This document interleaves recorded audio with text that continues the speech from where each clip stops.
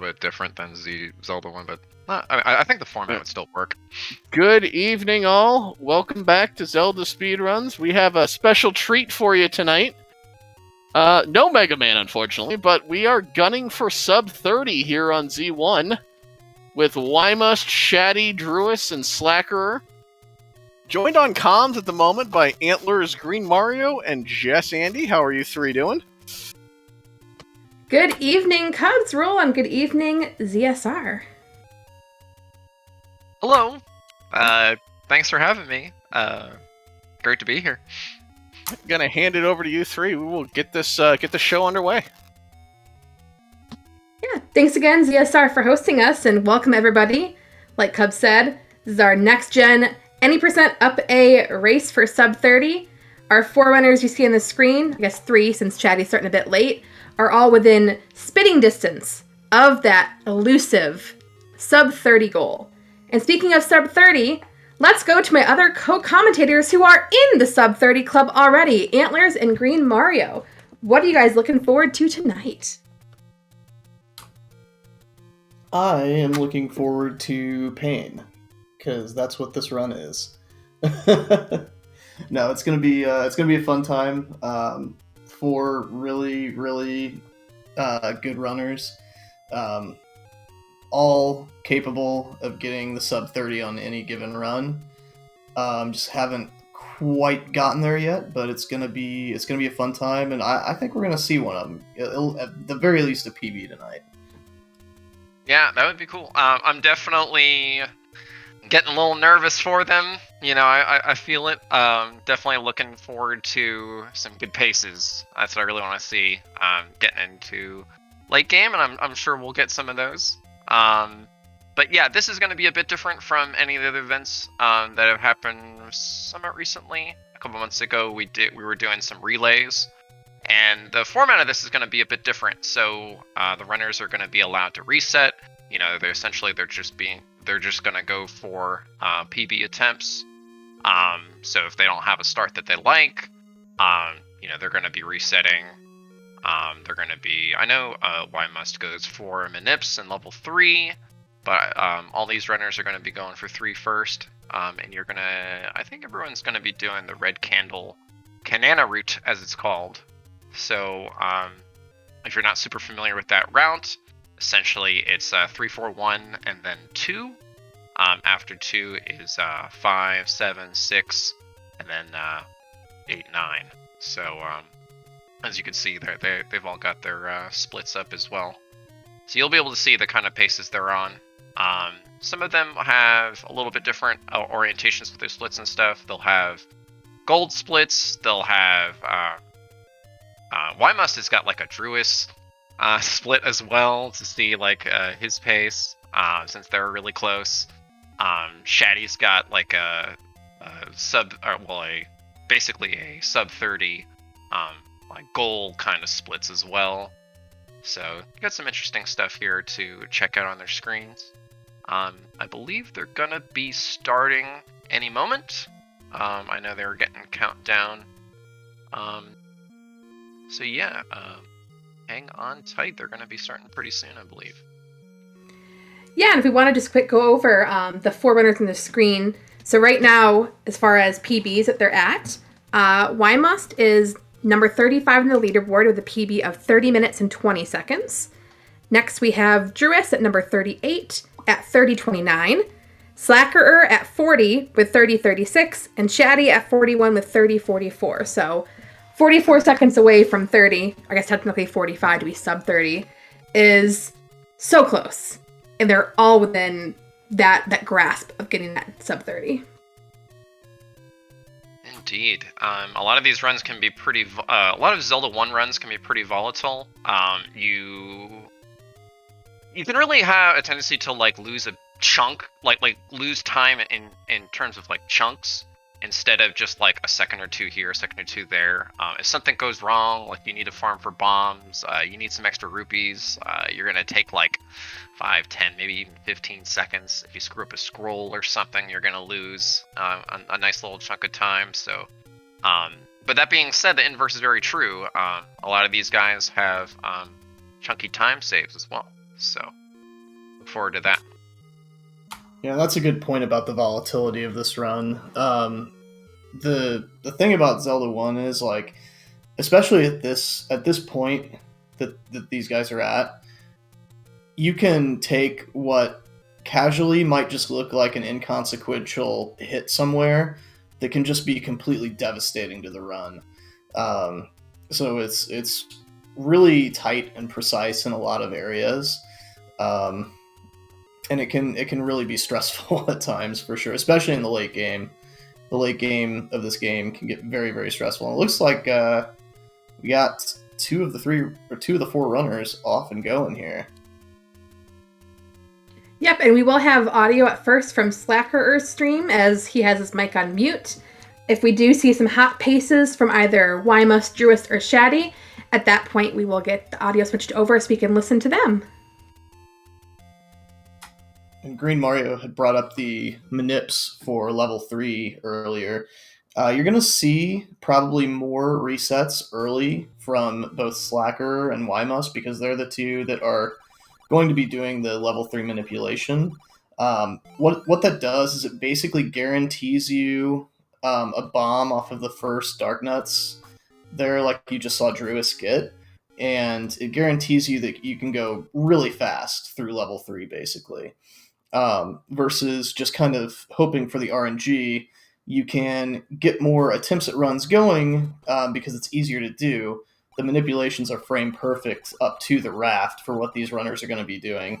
But it's obviously faster. It's a higher reward if you get them.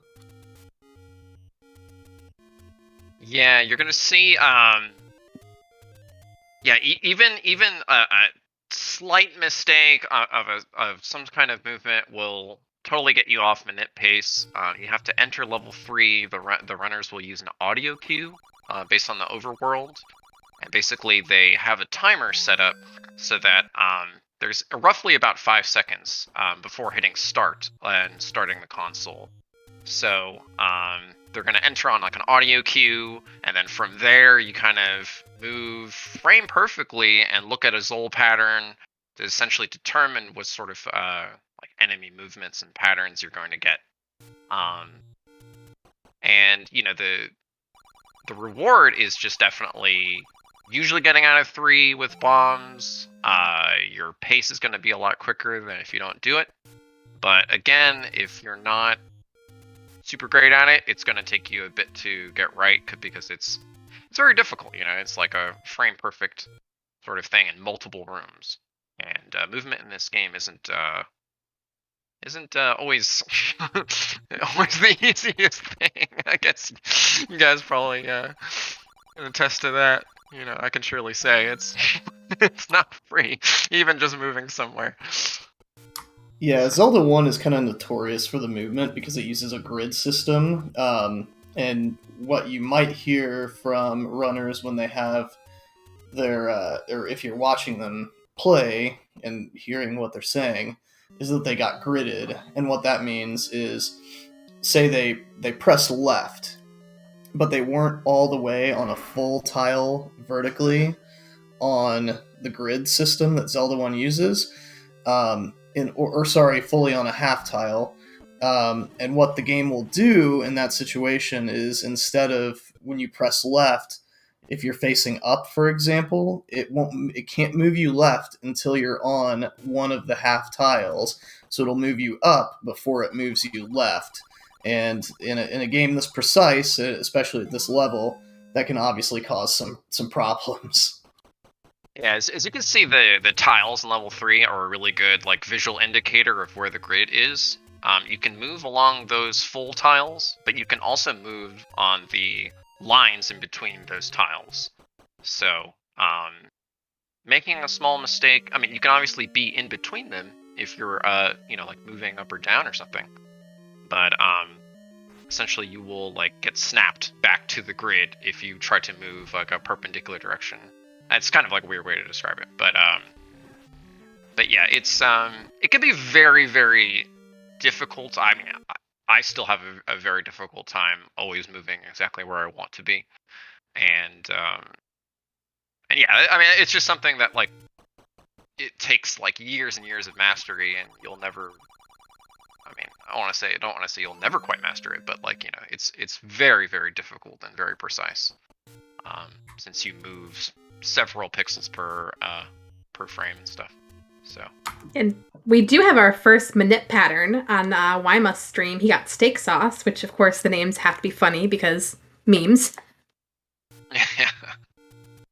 He's about to visit his old best friend Manhandla. Let's see if Manhandla is nice to him. He was. Beautiful.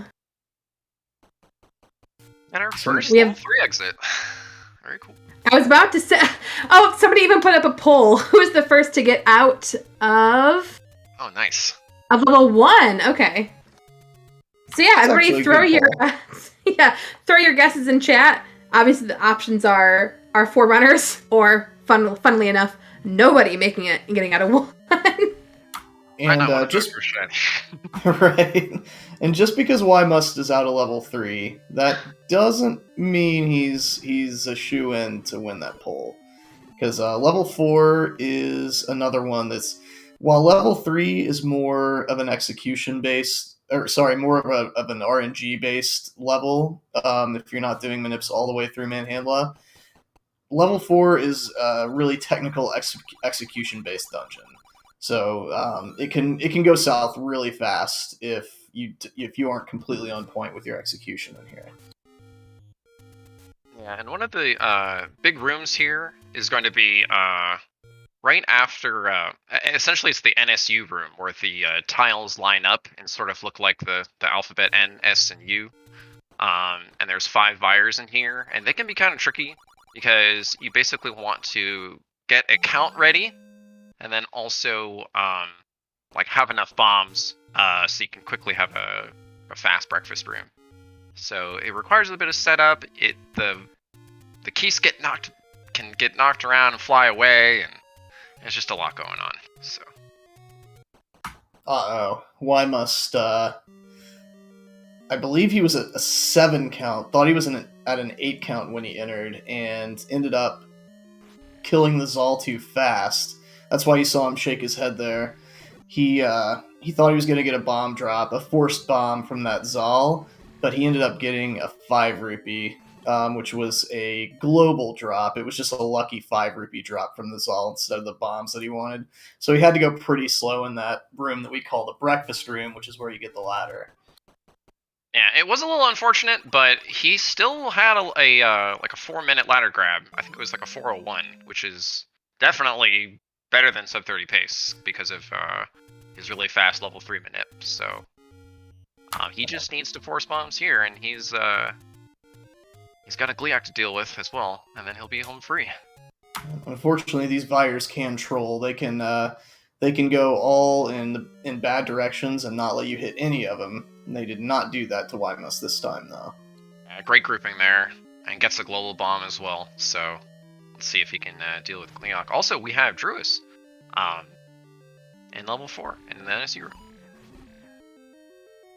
I think the only bad thing about Druis is he has 0 rupees right now. That's never fun. Ooh, didn't even take a hit. That was a good Gliok fight. It was, definitely. Druis can't use any more bombs here in this. Oh no! He missed his bomb count, I think, and used an extra bomb. Yeah, there's the reset. Yeah, you want to have 3 bombs after that breakfast room, essentially. That's the minimum in order to force on the Vyres before that Gliok. So it's going to go ahead and just reset and try again. Yeah, at this point, the bomb route, especially at certain points in the run, is very tight. It's a very specific number of bombs that you need at certain points in the game, and if you don't have enough bombs at certain points, it's really not worth continuing sometimes, just because it's going to slow you down so much to not have bombs. Yeah, one of the really good things about when people started doing this route was the rupee and bomb requirements were like way less than the blue candle, the old world record route, as they used to call it. But essentially, you, instead of going to level 5, which you want a ton of bombs, you go to level 2, which is a really good place to refill your bombs and stuff. So there's a lot less bomb pressure. You're also not buying the blue candle, so you don't need a ton of rupees. So, so yeah, it's kind of a nice little chill section for level 1 because, you know, you don't really need too many bombs because you're going to 2. There's rupees in 2, you know, so it's a nice little calm before the storm before level 5, sort of. Yeah, as Ymus picks up a sub-7 bow there. Sub-7 bow is kind of another little benchmark for whether you're on a decent sub-30 pace or not. But as far as the routing goes, it's definitely a trade-off with the red candle versus the blue candle routes. The rupee and the bomb pressure is way lower earlier in the run, but when it comes to level 7 and 6, you kind of start to feel that pressure again. So you get more runs started early, but in the back half, you're kind of hoping for bombs sometime, or sometimes praying for bomb luck. And it looks like we have our winner of the poll is Why Must You Hate Me?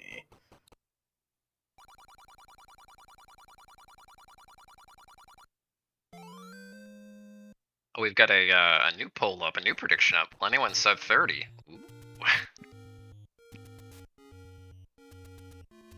I could see that poll having a pretty high payoff if someone strikes gold. Yeah. Pretty good Desert Scrolls so far for Why Must. Still on a pretty decent pace here. Yeah, it's good to see. He's had some disagreements with Desert Scrolls in the past, but he's been nailing them a lot more consistently lately, which is always good to see. Yeah, it seems like he's been doing the 5 pixel screen scroll instead of the 6, which, you know, whatever works for you. See you. Yeah. Druid's trying to get out of manhandle it, trolling him. Yeah, he's going to do his patented I'm out of here and just leave Manhandle to think about what he's done and go to the next run.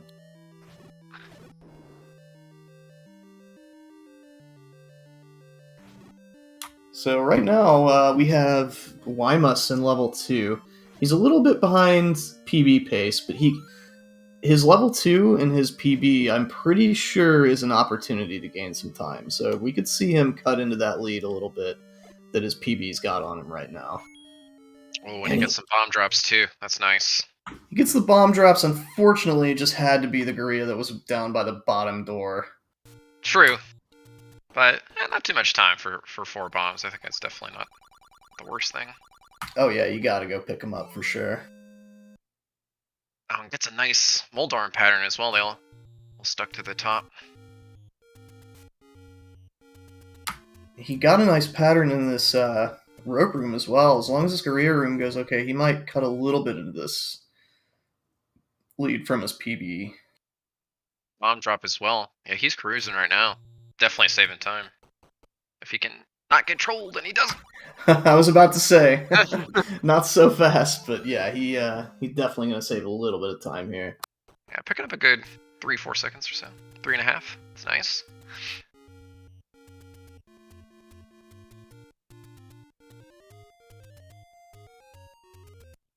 So I've been watching Slacker a little bit. I don't believe he's actually been doing the manips.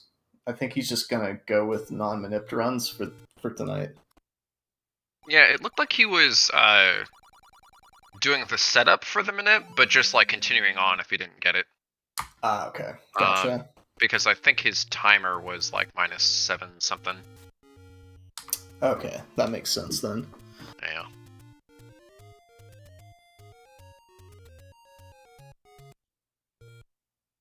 So 11:01 entrance to the 100 secret for Ymus. That is still sub 30 pace. That's pretty much right up the benchmark that that I was trying to be at when I was going for sub 30. So making good time here.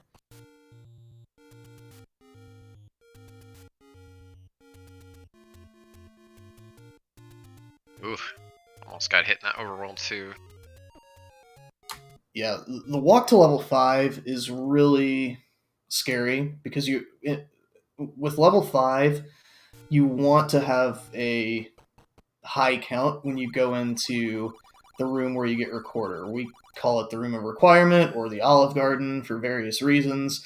But if you hear any of those rooms, we're talking about the room where you pick up the recorder. You want to be able to force a bomb drop off of the enemies in there. So if you take a hit on the overworld, it makes it very hard because it takes your count back down to 0, where you have to force a 10. And also in this basement, you don't have beams. Oh no. Wymus took a hit from the Keese there. That's the worst place to take a hit, yeah. Yeah, there's really no backup. You just have to have a god Olive Garden at that point. A couple 12 damage bombs there. Yeah, it was a good start. He's got to get a couple of them with this last bomb, or he could just get all 3.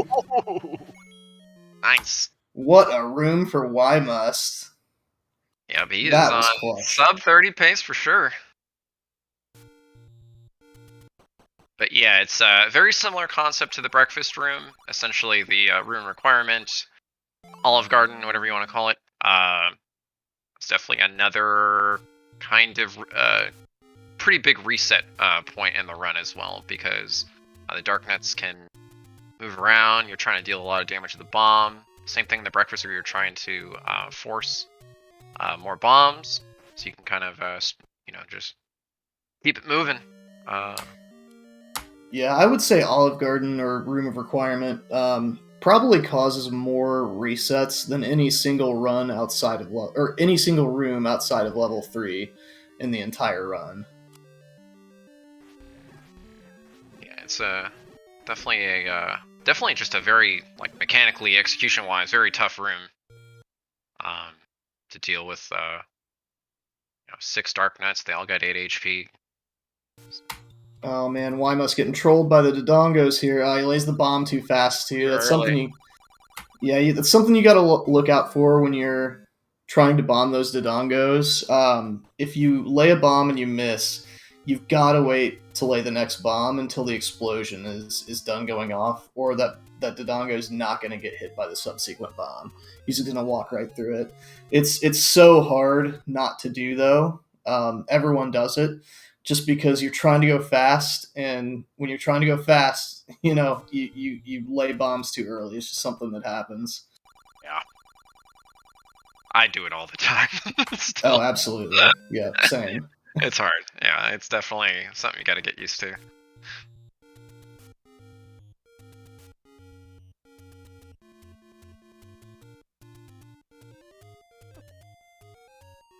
Yeah, if not for that unfortunate Dodongo room there, Wymust would still be about even with the pace that he was on coming into 5.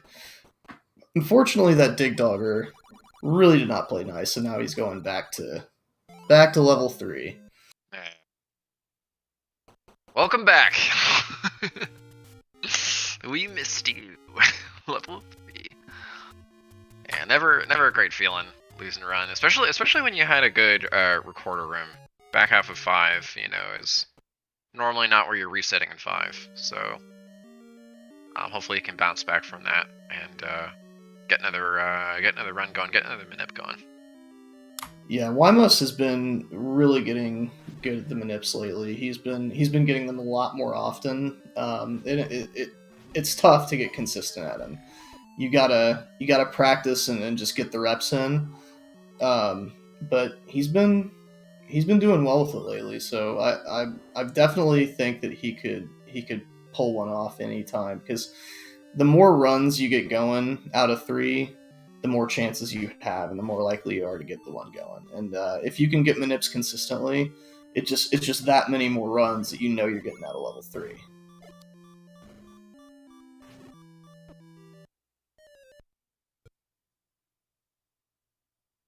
Or Slack is having a rough time with the manips and with level 3. Nothing seems to be working out for him, unfortunately, and that was probably like the most brutal thing about the speedrun prior to the manip, was just trying to get out of 3. A lot of the good runners would just reset either A, if they didn't get a bomb drop, or B, if they just had like any kind of mediocre second factor room. The one with the 5 red, orange dark nuts. So.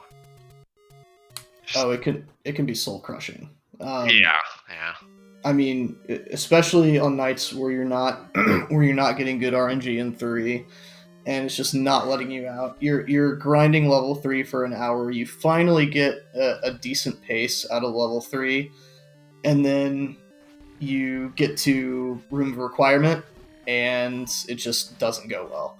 And you're right back in level 3, and you don't know how long you're going to be there.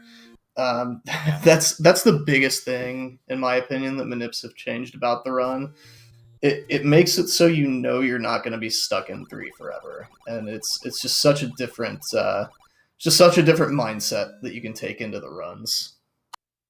Yeah, essentially, if you don't make a mistake, you can get out of 3 every single time, which is a really good feeling,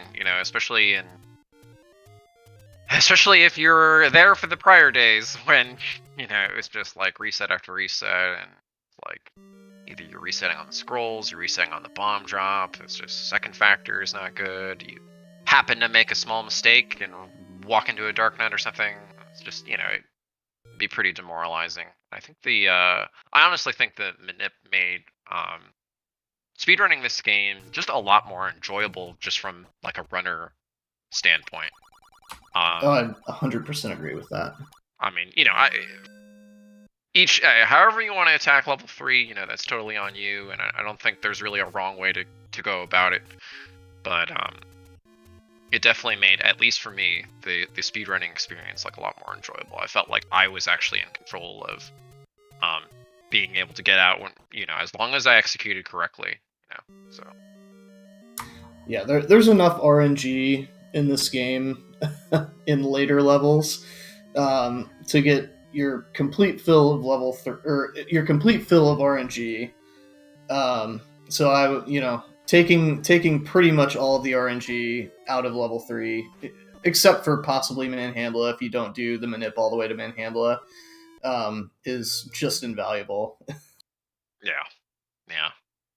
Just from even just like an enjoying the run kind of thing for me, it was like, okay, I'm not just sort of running into, like bad darknet patterns all night, so. But, even that being said, there are other ways of getting through the early part of level 3. I think it was first popularized by Unos. I don't know if, I'm pretty sure he was the first person that really started doing top route in level 3. And basically, instead of worrying about the RNG of trying to get the first Darknut bomb, you go up in that first Darknut room. You can get a key from the Zols, and then you can fight some keys to get free bombs. And when you enter the second factor from the top side, the pattern is a bit more lenient as well, and you can also get rupees out of it since you killed a bunch of enemies on your way there. So it is definitely an option for those that don't want to do the Manip. Yeah, top route will usually, if you do it fast, it will usually net you like I think a 127 raft, if I'm not mistaken. But your resources. I mean, if you do it right, it's still like a minute 25 for sure. Oh wow, okay, yeah. Because again, you gotta keep in mind there's like the scrolls, you gotta do them kind of quickly, and then just like some of the movement and combat for the keys can be pretty optimized. So if you get better at it, you'll normally see 125s, from my experience at least. But yeah. Sure. Yeah, I will definitely defer to your knowledge because I have never really seriously run top route, but we might see one of the runners run some top route tonight. I'm not sure what his plan is for that, but Shaddy, for a long time, was a true devotee of top route runs. He's been running more bottom route lately, but he still will do top route every once in a while, so we might see that from him tonight. But yeah, it looks like Slacker's on minute pace, and also Druis is getting a good pattern in the breakfast room here. So Yeah, I got a very good Hey, pattern he's breakfast forcing. stream. Oh yeah, this is looking good for him. Got a bro like there too. That like just 180'd right back into that bomb.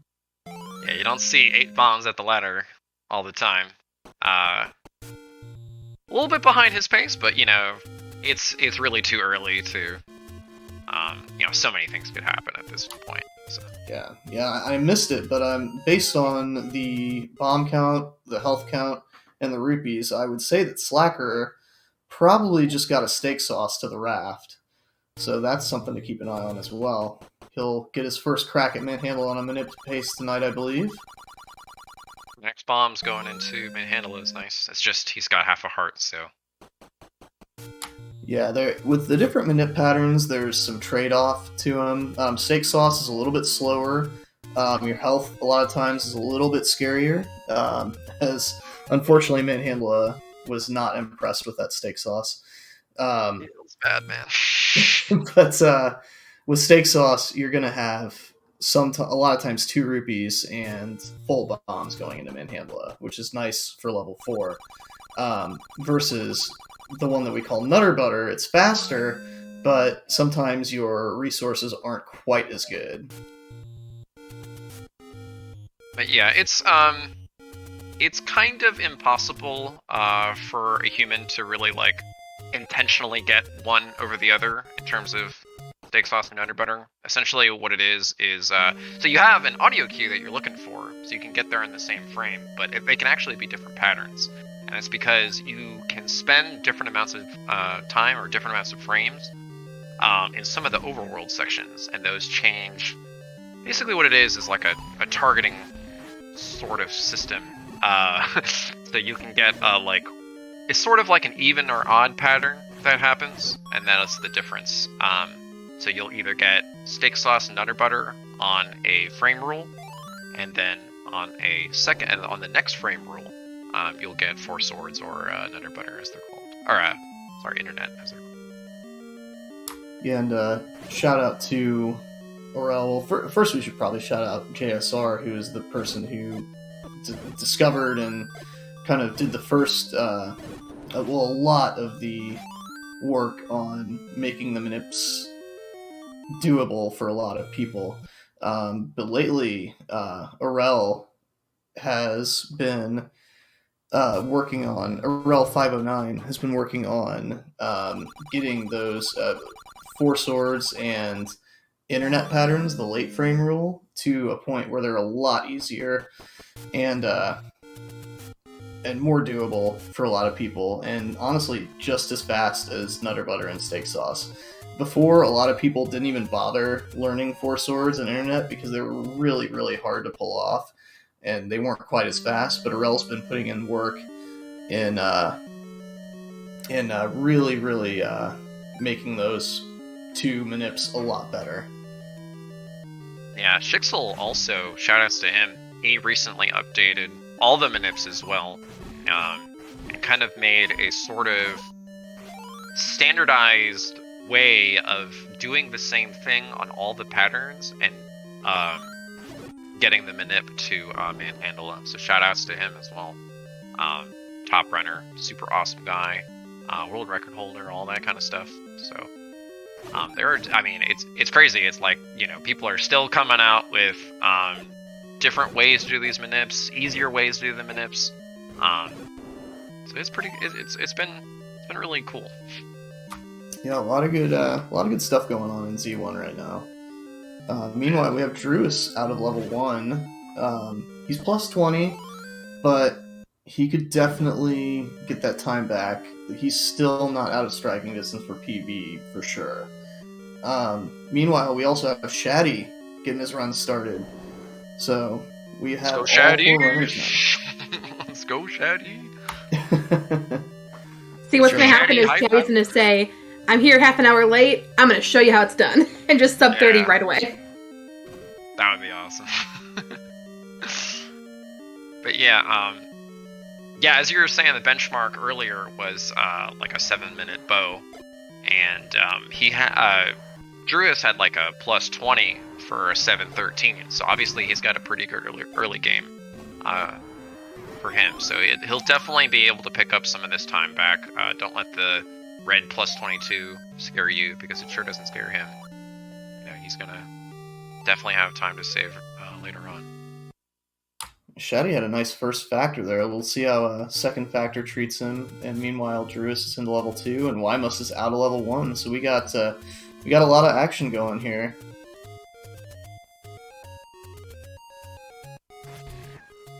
Ooh, those Dark Nuts not being nice to Shaddy here in second factor. Yeah. Also, Druis opted to not get the Armos 30. Maybe he can get a ton of rupees here. It's probably pretty unlikely since he got hit a little bit earlier. So there might be some little bit of discrepancy as to like losing time in the next split because of getting the 30 secret. So we'll see. I don't actually know what order he got the 30 secret in his actual PB. So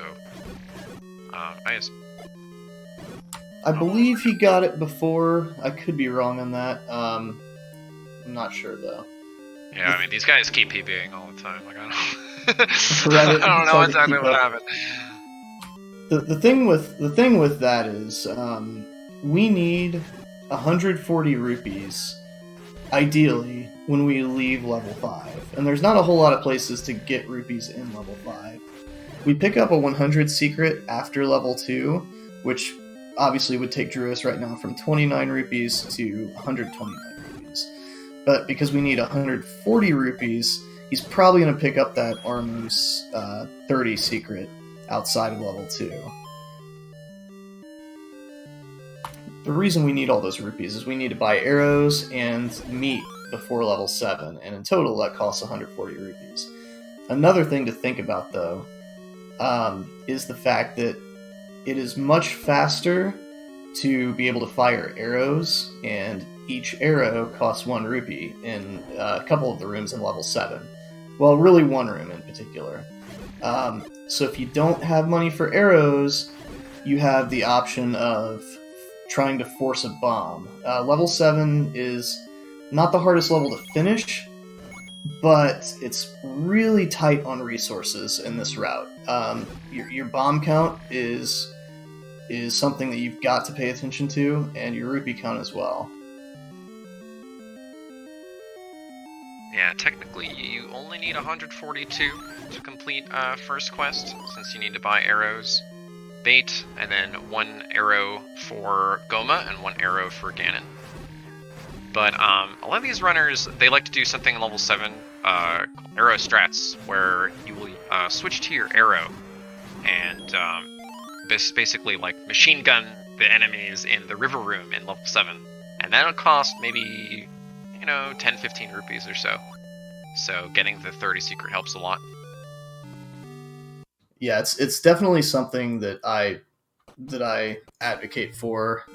If you're not super comfortable with forcing the bomb in level 7, it's really tight, and if you don't end up getting it, a lot of times it will just be a reset. Yeah, it can cost you the run for sure. We have our first trip into the Olive Garden room. Let's see how this treats Druis. This one is just not fun. Like, all these blue dark nuts, just no. Yeah, sometimes feels like they got a mind of their own. But, there is definitely a thing you can utilize as a runner called anti-link, where essentially their AI will either will usually make a movement towards you, or towards a equal but opposite sort of figure that's always looming on the screen, and we like to call that anti-link. And so there are definitely places near the top middle where you can stand that can sort of not only the darkness will go towards you, but also go towards anti-link, which is like they meet at the top middle. So if you're a little bit more curious about that, I don't have to explain it all here, but Z1 Discord is a great place.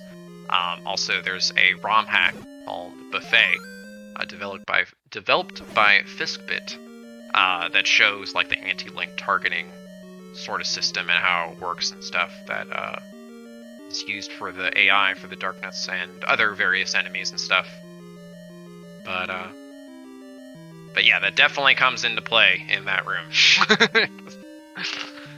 Sometimes it looks like the darkness are just walking away from you, and it's really because you're on the same tile as Anti-Link. But yeah. Jess, I was actually wondering if you had started running any percent Noah Benet. I know you've been doing some randos. Really? I checked out your stream the other day, but I don't know if you started doing any speedruns. I started with vanilla, and I think my PB is like, I don't know, 44 something or 45. So obviously I'm doing the blue ring, blue candle, all of that jazz, and my hope is that by playing rando I can get better at combat, which will then help with vanilla, but I don't foresee any future in which I am anywhere near sub 30. Hey, my first PB was in the 50-minute range, so you had me beat, I'll tell you that. Oh no, my first PB was like, I don't know, an hour 30. Yeah. But no, it's been great with this NextGEN crew. I've gotten a lot of people involved and just a great community. It's fun to be a part of. Yeah, it seems like a lot of people, similar levels, are all really interested in. I mean, it's the kind of camaraderie that is really good for advancing like speedrun, and a lot of players similar levels talking about the strats they do and stuff like that. So it's really helpful to.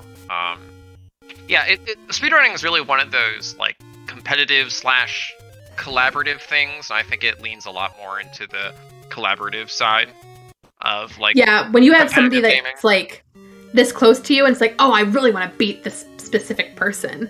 Like it gives you that incentive. Yeah, but at the same time, it's like you're like at the end of the day, it's like you just want people to play the game with you. Like that's really like what it's about.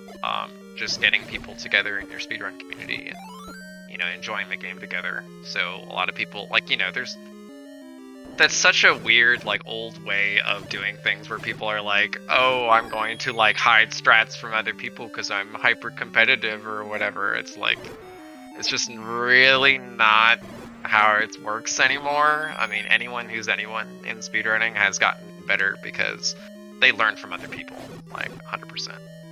Yeah. As long as I've been a part of this community, there's never been anything like hiding strats, anything like that. Everyone's always been super eager to help people out and show off what they've learned, to help other people get better.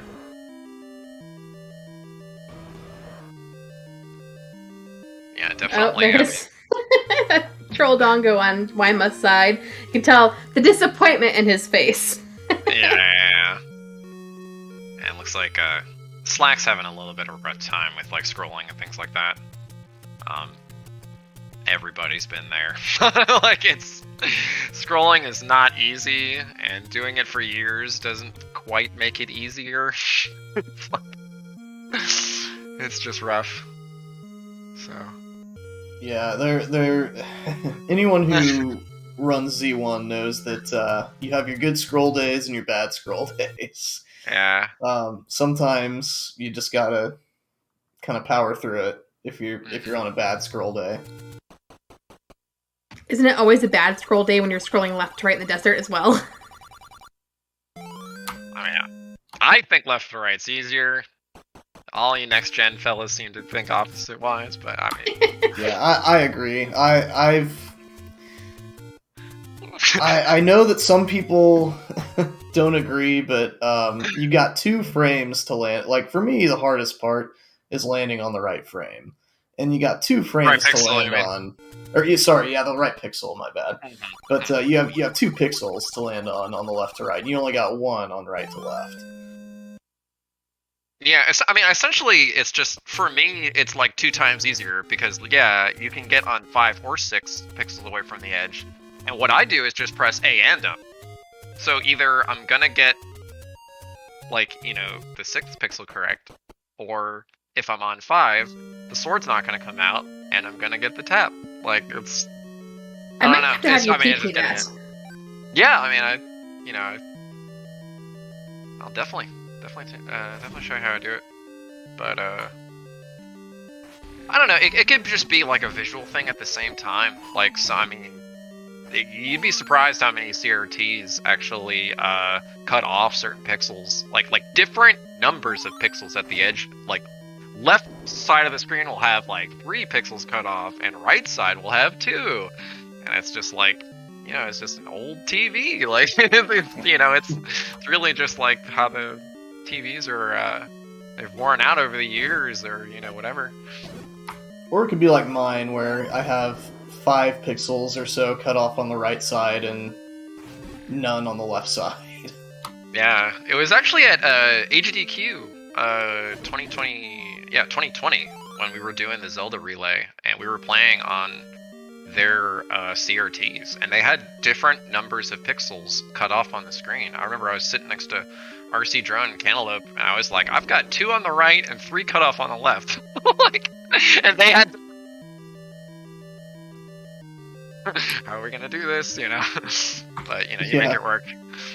For Zelda 1, I feel like it's almost, it would almost be appropriate to bring your own CRT to a marathon setting. I brought my PVM, but, I mean, they've got their official equipment and stuff. You can't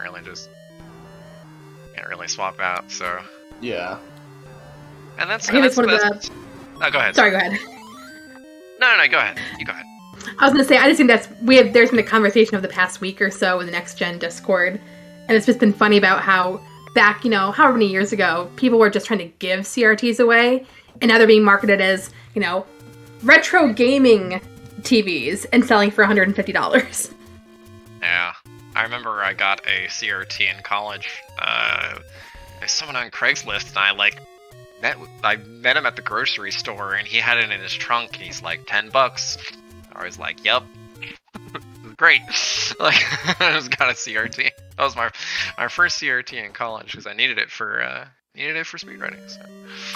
One good thing about living in pretty much the middle of nowhere is our thrift stores have a bunch of old CRTs for like $5. So it was not hard to find mine. Yeah, I got super lucky. I had a friend who worked in television production. I want to say in like Nashville, Tennessee or whatever.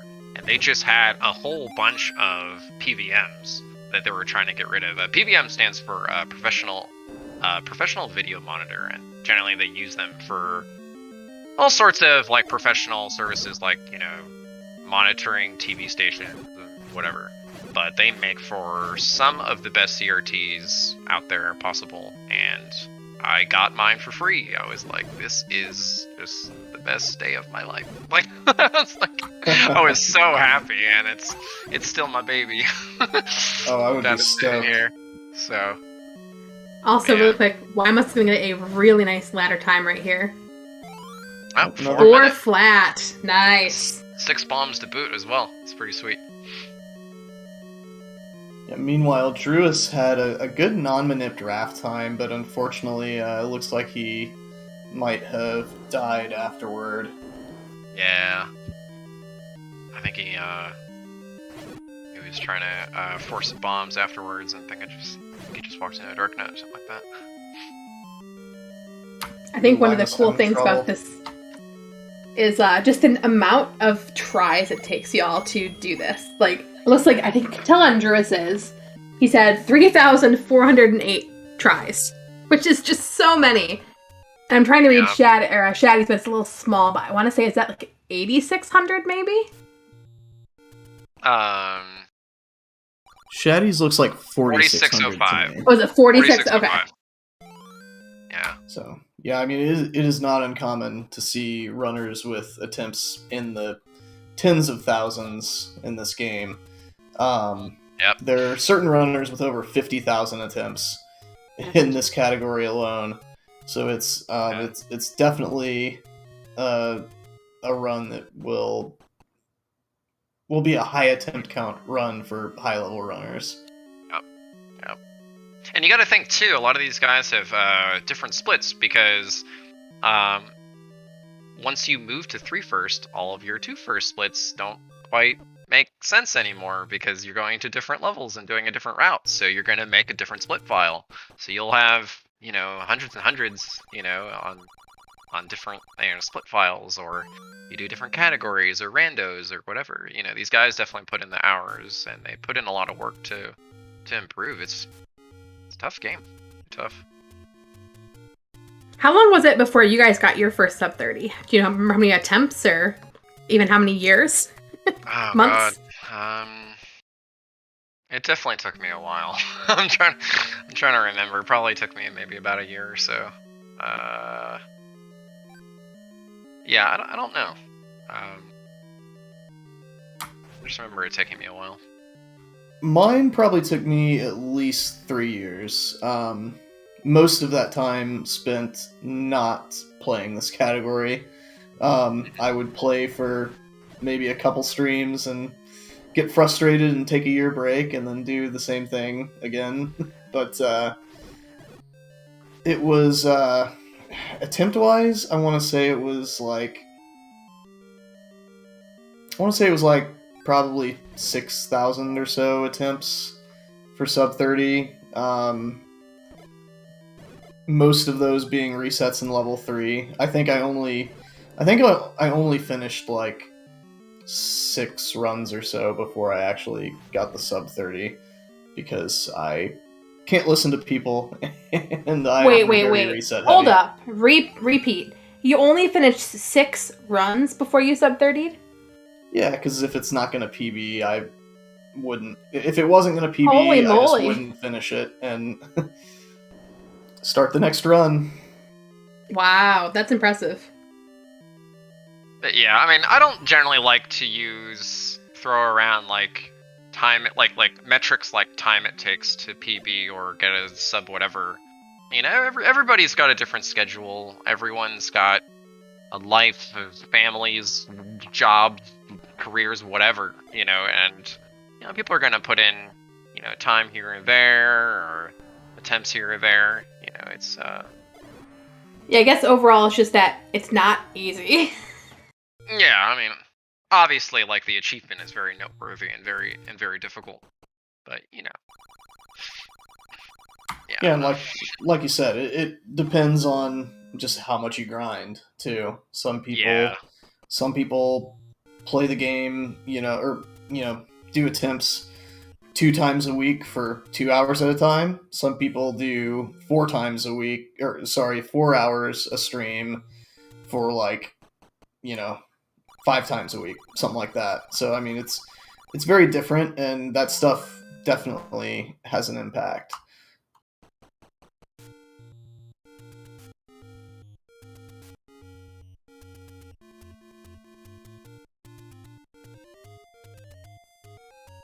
Addy finally, or I'm sorry, Slack finally cruising along level 4. Hopefully he can have a good NSU room here. He's been kind of, I don't know if he's made it out of 3 too much. Yeah, meanwhile, Must actually had a good level 1. He's on to level 2. And he only has 41 rupees, so he's going to want to pick up a few rupees in this dungeon just to make 7 more comfortable. But he's on a potentially pretty good pace here. Okay, here's a question for you guys, if you can answer this. Mm-hmm. In that room, the Guerrilla room in 2, when you go for the main Guerrilla, and it drops all the other items, do you know why sometimes you see, for instance, what Wyma saw, a heart, and then it'll change to a bomb before you pick it up? Yeah, so it's essentially, it's just, there's a glitch, where if a boomerang is thrown by a Guerrilla, and it is coming back, like, while they're already defeated, the item can change. It has a high probability. I think it's something like 66% of the time or so, it'll change into a bomb. Interesting. Yeah, it's actually pretty useful. You really want bomb drops from those enemies, so it gives you a higher chance of overall getting bombs from those guys. So it's a really good room to farm. Slacker just had a really good Vire pattern in level 4, Must had a very unfortunate encounter with some bad RNG in level 2. Pretty much every room you can get bad RNG in, he got, so that's why he lost a little bit of time there. And Slacker loses his battle with Gliok. Ah, stinks.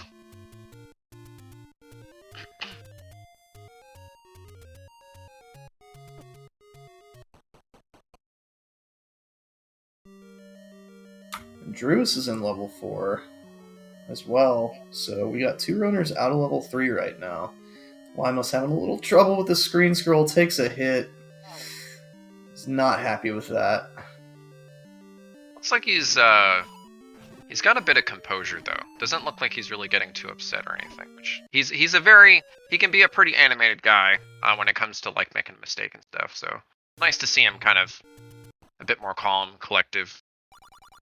Hopefully that'll translate to just like being able to bounce back.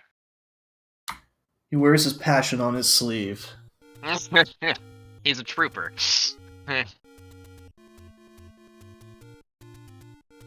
Gets a heart there. If he can get another heart drop, I don't think that the Tektites have any hearts on consecutive counts, though. I think this is his first entry into 5, yeah? He had the one earlier where he got killed by the Dig Dogger. Oh, that's probably when I stepped away. Okay. I think he's the only one to make it into 5 tonight, though. Well, actually, I think Druis was, yeah. Yeah. I don't think anyone's seen level 7 though. Did Druis get to level 7? I don't think so. No, he died in the sure. Yeah. Okay, yeah. Walking back out. I don't think he technically died. He just ran out of bombs, and there was too many of them left to kill. So. Yeah, he just walked out. Yeah, when I say died, I don't necessarily mean he died. Just mainly the run. Yeah. Sure. Wymus getting some bad patterns there. Not near as good of luck as he had last time in here. It actually wasn't too bad of a pattern. It just looked like some of his bombs didn't connect. A big problem that can happen in this room is if you bomb on the half tiles or not quite on the full tiles, essentially the bomb explodes and its hitbox is a tile, like 8 tiles that like all around that center tile. So if you bomb on like a half tile, it's not going to hit all tiles like around it. So you'll get a less of an area of an effect for the explosion. And so that was some of the reason why, unfortunately, some of those hits didn't connect. I gotta say, apparently we're having a sanitation break on Wyma's side. Break, maybe. That's the way to announce it for sure.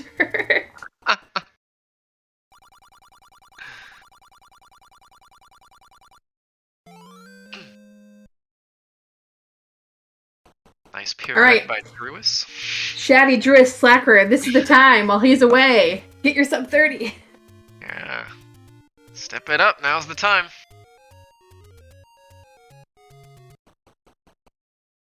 But yeah, coming soon, we should have Bogey Smalls to join us for commentary. Another sub 30 runner. He has, I think he has a 29, actually. Yes, he does have a 28. Yeah. I'll say maybe he will join us. He did message me saying he has some family stuff running behind, so he might not be able to make it. So we shall see. But he is watching in the background. Okay.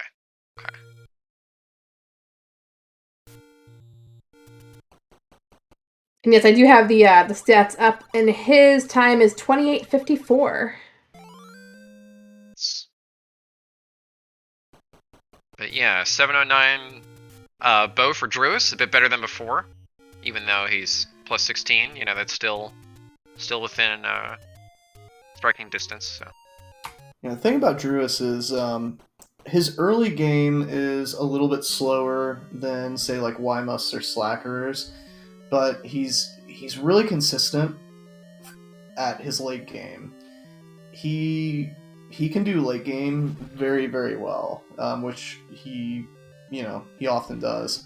So if he can make it to the late game and be green, he's got a really good shot. Yeah, he definitely. Feel like out of the runners, he probably finishes. I mean, I don't know if he's finished like more runs in total or whatever, but I think he definitely is like more inclined to like finish a run that's like not going to PB, and he has that kind of like motivation to do so. Yeah, he and Shaddy both are more in that kind of vein, whereas Slacker and Ymust are more apt to just kind of want to get the next run started, as Druis takes an unfortunate missed screen scroll there. I think Shaddy actually did a top route run here. Yeah, he did. He had a really good pattern too. He got the 5er and 2 bombs, so they lined up really nice. So the problem with top route is notoriously the Manhandla has a different spawn location, and so he has a tendency to, I mean, since he's not in the corner, he can kind of move a little bit more, and if you're not used to it, it can be a little difficult to deal with. I mean, there are still patterns on top route where it kind of spawns, and like you'll see right now, it spawns in like the center right, sort of, as he's like moving upwards, and sometimes it has a tendency to just like straight up walk, Manhandle will just move straight towards you, and you can just plant a bomb to the right. Fortunately, that's not quite what happened. But it was a good run up until that point. And Slacker, it looks like he's on a run here, 4 swords. Yep, that looks like a 4 swords. And meanwhile, Druis with 23 rupees entering, chucked up the deuces to the Armos 30 again. We'll see if he's able to garner the rupees. It's looking a lot better for him this time, though. He's got it. Slacker's got it through the second factor. So. Yeah. Meanwhile, Druis gets all the rupees he needs and more. He can be comfortable even using some arrows in level 7. That's pretty rare for an Armo skip. Oh no! Just barely misplaced the Troldongo! bomb, and then he placed the next one slightly too quick. Oh man, that's unfortunate. Yeah, that's gonna be rough for level 5. He's only gonna walk into room of requirement with 3 bombs, and that's assuming he doesn't get a lucky bomb off of a Gibdo in what we call the burn unit, the dark room with the Gibdos in the very beginning of level 5. Yeah, unfortunately I guess he was behind, so he didn't want to waste any more time, but he didn't want to pick up the room bombs in the Lascaria room, so kinda biting him in the butt there. Yeah, he had 5 bombs, so I don't mind that play. He just got trolled. You're taking kind of a risk, because he got trolled by Dodongo, and it just, like you said, it bit him. Yeah. Unfortunately, I'm not too crazy about, like, walking. He did like a little bit of a different strat where you walk left and then up, and then kind of meet Dodongo with the bomb in order to sort of. The idea is that you kind of wait for him to move that direction, so you can plant the bomb if he's moving there, and see if he's getting, see if you're getting trolled visually before you lay the bomb. But it gives Dodongo just a little bit extra time to like move out of the way, so it's unfortunate when that happens. Yeah, that's something I tend to agree with. There's definitely an argument to be made either way, but I agree. You're giving Dodongo more of a chance to kind of screw you over. If you just walk directly up and place it, yeah, he might troll you, and you might waste a bomb, but oh, no. it's faster. He took a hit. Yeah, he's gonna go ahead and call it a run there. He was kind of going full YOLO there and just skipped the bombs as well, so he only had 3 going in. Because you can pick up the bombs or before you go in there, just so the better chance of forcing. But Yeah. You're already that behind. I guess you want to try to speed things up as much as you can, really.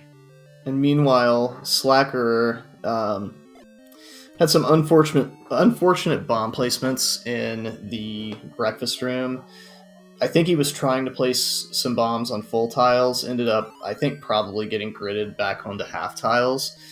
And because of that, he laid 2 bombs that did not hit a like, got hit by a bubble, lost his force, and that was pretty much it for him at that point. It's unfortunate because that was a really good pace on a manipped run. Truist back at it. He's already got the first bombs, so good pace going into the second factor. So hopefully we'll see him make it right back out of 3.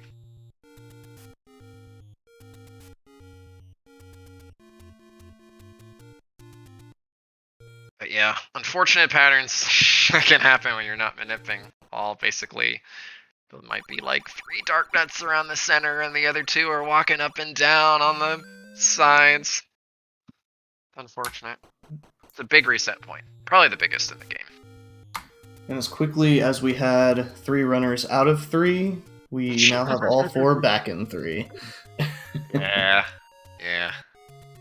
That is how this run goes, though. The good news is we're only an hour into this, so we've got plenty of time to still see good pace here. All you need is one good run, and it can happen. That's all it takes. Yep. Yeah, there's definitely a lot of... I'm gonna say there's like there can be a speedrunner mentality where it's like, oh man, I've gotta try to PB, I gotta do better than last time, I gotta have a really good start, and that can kind of... This is definitely a game where that can like really weigh on you a lot, when you're trying to PB, and like sometimes you can just get stuck because of RNG. Sometimes you get kind of, you can get kind of emotional in the game, and it's like, I gotta do better, and I gotta have a really fast start, and it can definitely wear you down if it lets you, if you let it, I say. Speaking of good starts, Drew is gonna have a nice non-manipped raft time here. Yeah, the old gold standard 125. At least I think that was my standard for a really good raft time. Was 125 back when I was learning the speedrun and everything. Non-manipped, I think that's still a really good time. Yeah, back pre-manips, you tell me I'm gonna get a 125 raft every time, and I sign that deal. For a lifetime contract. Where do I sell my soul? Like, no. But I think I want to say like some of the better non-manip times is probably like a 122 or a 121. I mean, you would never see anything better than that.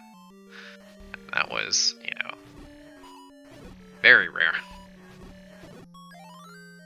Yeah, definitely. It's they've really kind of changed the game in a lot of ways. Absolutely. Yeah. I want to say, did Slack just have 4 swords? Slack has 4 swords. That's right. I was gonna say, with the bomb set there. So can we get the bomb timer heart? Is that right? Oh! Bomb slightly too early and then just walk too far to the left. I hate to let you get them up to the room that you're manipping, and then walk into a dark nut. Yeah, I know Slacker is going to be frustrated with that, as 4 swords in second factor. Well, once you get through second factor, the dark nut room, the second dark nut room, the first time, the trip back through is one of the more automatic ones. So I know he's going to be frustrated with himself for that one, but it happens to everybody. Yeah. I can't tell you how many times I've gotten the manip and then just done something incredibly stupid, like, just walk right into something that's, not supposed to walk into, just Whoops. Yep. Ruined this incredible pace or whatever. Why must with a steak sauce start here? Truist got an 8 count going into the breakfast room. I think.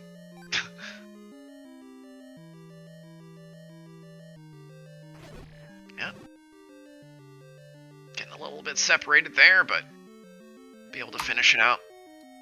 I have a decent raft time here. Yeah, those likes from not wanting to cooperate with Druis there, unfortunately. Yeah.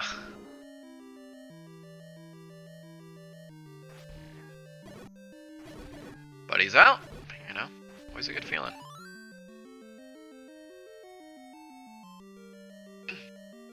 Slacker doing his trademarked non-manip damage boosts in the compass room of level 3.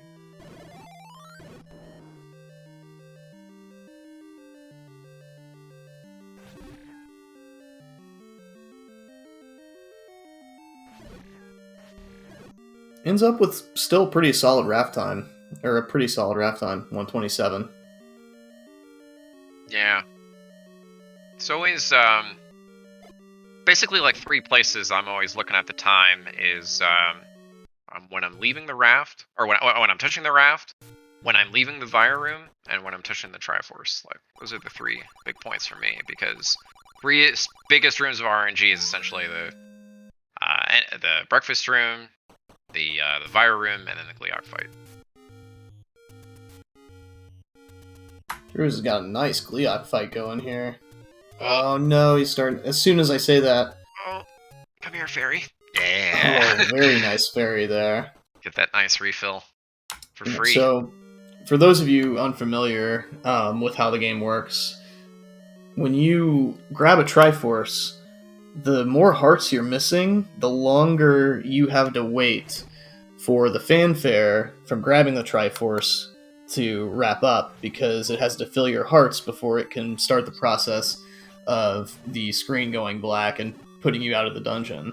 So every heart, or every half heart that you're missing, is time that you're losing when you grab that Triforce. So with Druis being missing 2.5 hearts there and getting that fairy off the Gleeok, that's actually a pretty good time save. Yeah, I think it's something silly where it's like, it's 22 frames for a half heart and 42 frames for a full heart. Something weird like that. Yeah, something nonsensical. Yeah, of course. I could be wrong. I don't remember exactly, but it's somewhere in that ballpark of around 40-ish frames for the full heart refill.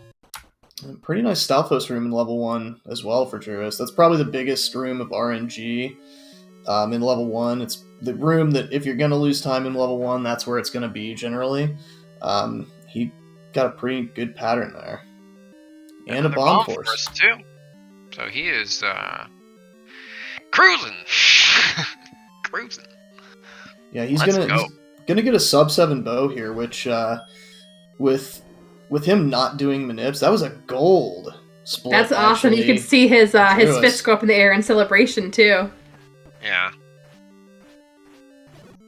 Very nice level 1 so far for Druis. But yeah, if you guys aren't familiar, a gold split is essentially the best segment that you've ever done. The numbers will be gold, and you'll have it'll lower your sum of best, which is a pretty popular indicator for speedruns, or like your lowest sort of possible time, because of like that's the sum of all the best times that you've ever done from various runs. So it's sort of like an indicator of like how well, if everything went, the best you've ever done, kind of thing. So always like improving your golds. I mean, it's sort of a magic number. Like you're never gonna get a run that's the sum of your best. Obviously you're never with a volatile game like this. You're never gonna have a run that's the best everywhere, all the time. It's a make believe sort of number, but it's always nice just to like push that down. Like even when you have like a rough run or something and you have a gold, it's like, or even if you have a rough stream, it's like, hey, I got a gold here. Like, hell yeah. I improved, the best of something, always feels good. I wonder if you took like all the Zelda 1 speedrunners out there and figured out who had the fastest of each, level time, and then made them do like a relay race, what would that final time be? That'd be kind of cool to see. There was actually a spliced video that I believe it was Shixel made it, where he took all the best segments of like it was like the top 10 like PBs out there, and he pretty much just like jammed them all together of like the best levels from all the top runners and put them together. And I think the final time was like 27 something. Can't remember. Wow. Yeah, it was really cool. Because, different runners have, different, segments that they do better in their PBs and stuff. So it was really cool just to see various people in like a spliced run together. Nice job from Wymust there. There's a specific manipulation pattern that Wymust tends to struggle with called Internet, and I was going to say that he nailed it there. Almost nailed it! Yeah, he recovered nicely, actually. This is still going to be a very good raft time. The good thing is, on Internet, you kill 2 Dark Nuts on your first pass through, so it makes the second time, if you mess it up, a lot less trolly. Meanwhile, Druis is going to be out of level 2 here pretty soon.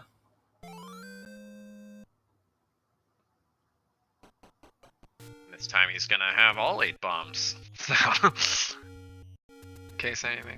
Yeah, he's going. And no troll dongo this time. That's good. Yeah, and you can see. I mean, you can see there he went straight up, bombed instead of moved left and up, or up and left, whatever. So yeah, exits level 2 with a 1020. That's absolutely still in the range where sub 30 is possible. Certainly yeah. PBE.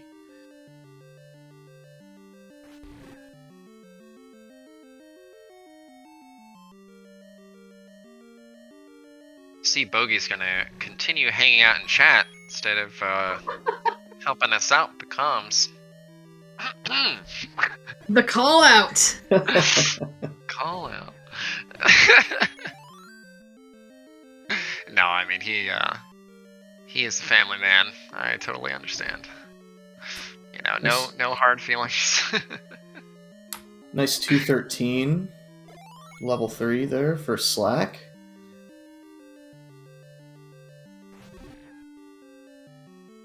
We can just grab Bogey smaller and have him do comms, right? Yeah.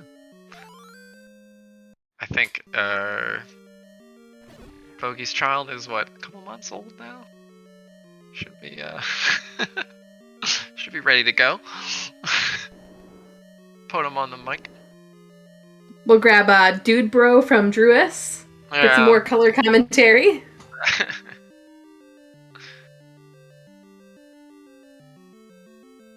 But yeah, Wymust is also a good start here. The 211. 8 bombs. See if he can make something out of it while Druis heads to the recorder room. Yeah, no, Wymust getting trolled by that Keese. He recovered nicely, though. It looks like we got a lot of action now. Slackers going to the breakfast room. Oh, nice. Pretty good breakfast room. He's gonna be really happy with another, low 4. And 8 bombs. Alright, let's go Druis. Nice. Very nice. He's going to sword this last Dark Nut down in order to keep those 4 bombs, so he doesn't even have to mess with the Dodongos. And he's going to be green at the recorder. Yep. Oh yeah, you can tell he's happy about that. Yeah, he's pumped. I'm pumped. Cat jam! Cat jam. Having those 4 bombs means he's probably going to save even more time in the back half, too. Yeah. Which feels good as long as he executes.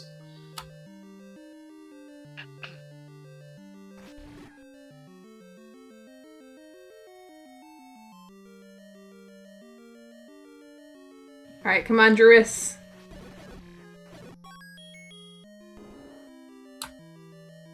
Wymust looking like he was going to get trolled there by those buyers, and then they decided to group up for him after. Yeah. Takes an early beam, though.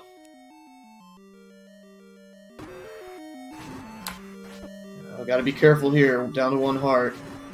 Hang in there. Okay. Nice. Gets a heart. Yeah, nice beam from that attached head. Made it pretty safe there at the end. Yeah. Slacker is out of 4 as well. Speaking of dude bro. Slacker with a 5.13 for that's a pretty good time. Yeah, he's green. on a good good early game splits as well. So that's stellar.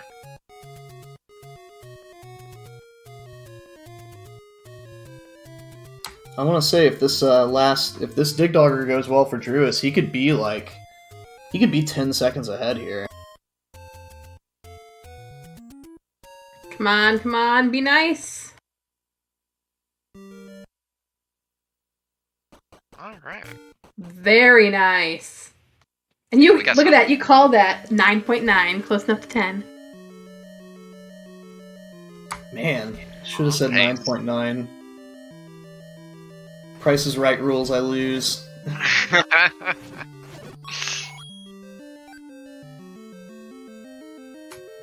Yeah, this is a very good pace for Druis. So he has an incredible level 7 in his PB. So it's not uncommon to see him lose a little time in 7, but he can gain it back in levels 6 and 8.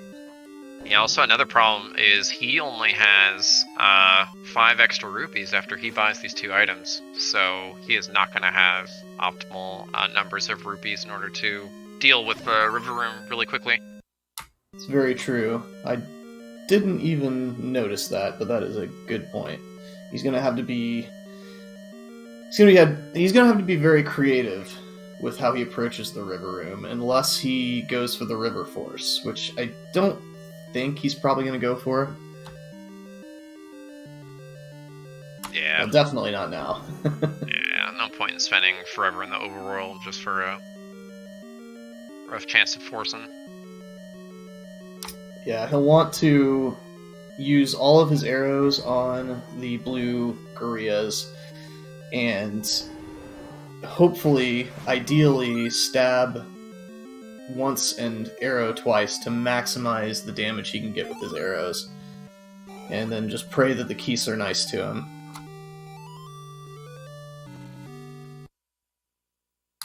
He's taking some unfortunate damage here, though. That's a rough start.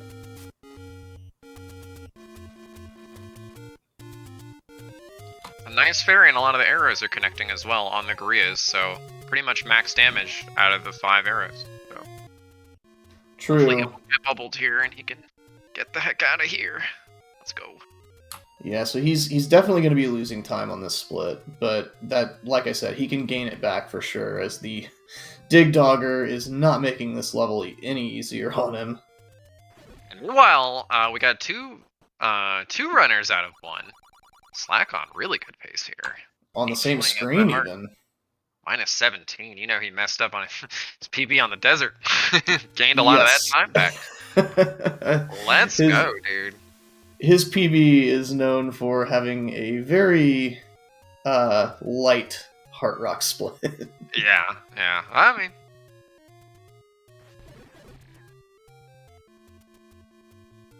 love to see big green numbers, so let's do it.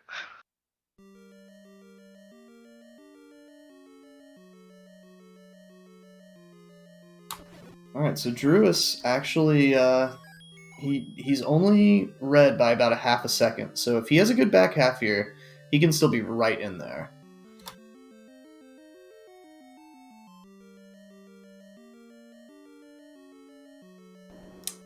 Meanwhile, Wymust and Slacker are in the same room again in level 2, both on good paces. Yeah, they are synced as hell right now. Ooh, good pattern with Slack. Pretty damn good pattern with Wymust as well. Let's go. Yeah, both of them getting a really good 2 here. See, the only problem with this is now, who do we watch? It's also good! Yeah, watch both. All three, really, because Drew is still in and out of it. Yeah. But we only have 2 eyes. Nice bomb drops. Let's go. Oh shit, that manhandler is just not being nice to Shaddy tonight, and oh no, we why bombed must too early no. again. Oh no. Yeah, he's been. I think maybe it's a little bit the restream maybe causing him to try and lay that bomb a little bit early, get that recovery going early, and it's just tough. It's really tough to not do You that. really just gotta wait for the explosion to just. Yeah. It's basically like you just wait for it to like leave. I mean, there's really like it's a really awkward kind of thing. Wish it wasn't like that, but it really is. Yep, so Druis is plus 6.5. He's got a sub 19 level 7 Triforce. That's still absolutely a PB possibility here.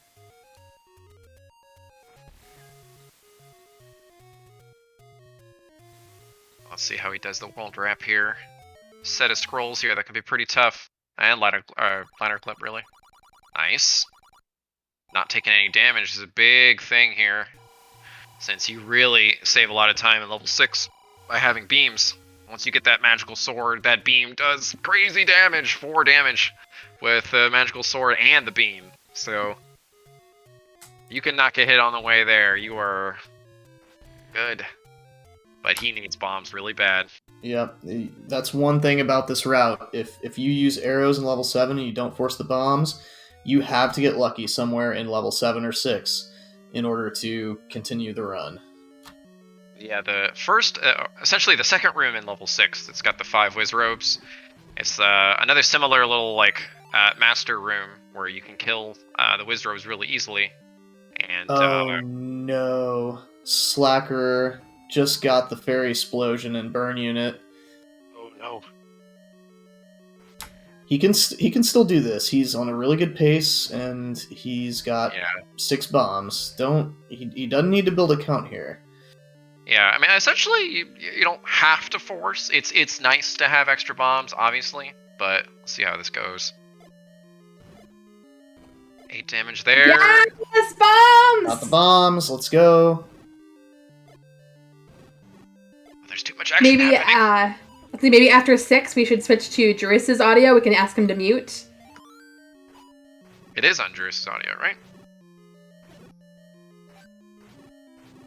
No, it's on Slack's audio right now. Juris is still talking on his mic. Slack just got some very rough luck in the Olive Garden. So did Wymust. So now it's pretty much Slacker can continue. Wymust died, unfortunately. Slacker do some, or sorry, Wymust doing some meditation there.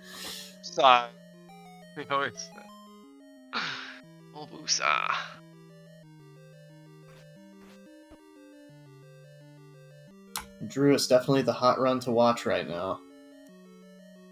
Yep. Let's see how we can wrap up level 6 here. Last big combat room. Ooh, takes a bubble. Switch to arrows, that's smart. Heads up play there to switch to arrows. Yep. While you don't have that sword available to you. Nice dodge of the bubble there, and he gets the bombs. Good recovery in that magic breakfast too. Yeah, good recovery. Oh no, Slacker doing the same thing? Oh no. Slacker runs out of bombs in level 5.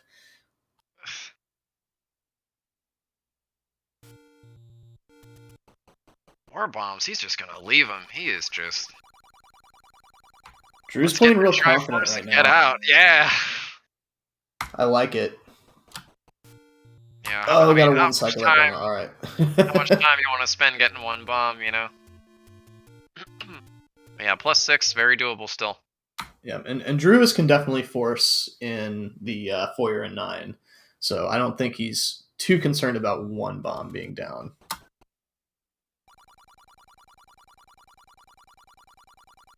Oh no! Alright, we're gonna get switched over to Druis's audio quick. Yeah, unfortunate missed menu from Druis there. That's going to cost him a little time. Yeah. He is running up against a pretty good 8. So especially with that missed menu, I wouldn't expect him to be green out of 8. He could still gain a little bit of time if he has a really good 8, though. 201 put him back to even, which that's hard. It's hard. 201's a good 8 time. Yeah, 201's a good 8 time for anybody. Yeah. He does have a bomb sword here. Skip by that manhandler, nice. Oh, does he? I didn't see how many times it hit. Oh, never mind. No, I kind of boxed him out a little bit from... Almost had a ton of damage there. Yeah, those beams just not playing nice with him. Oh no. Yeah, this is not looking so great for Druis right now here in level 8. L1. He's got some bombs. Let's see if he can maybe get some fairies or something. Nice stick and move there. He's hit like almost all of them once. Yeah. Not getting any health drops as is tradition. There we go. There's a heart at least. Better than nothing. You can tell he's not happy with that. Yeah. And Shaddy finally wins that Manhandla duel. He's been taking some lumps against Manhandla here, but he does a nice job to finish it off that time. Yeah.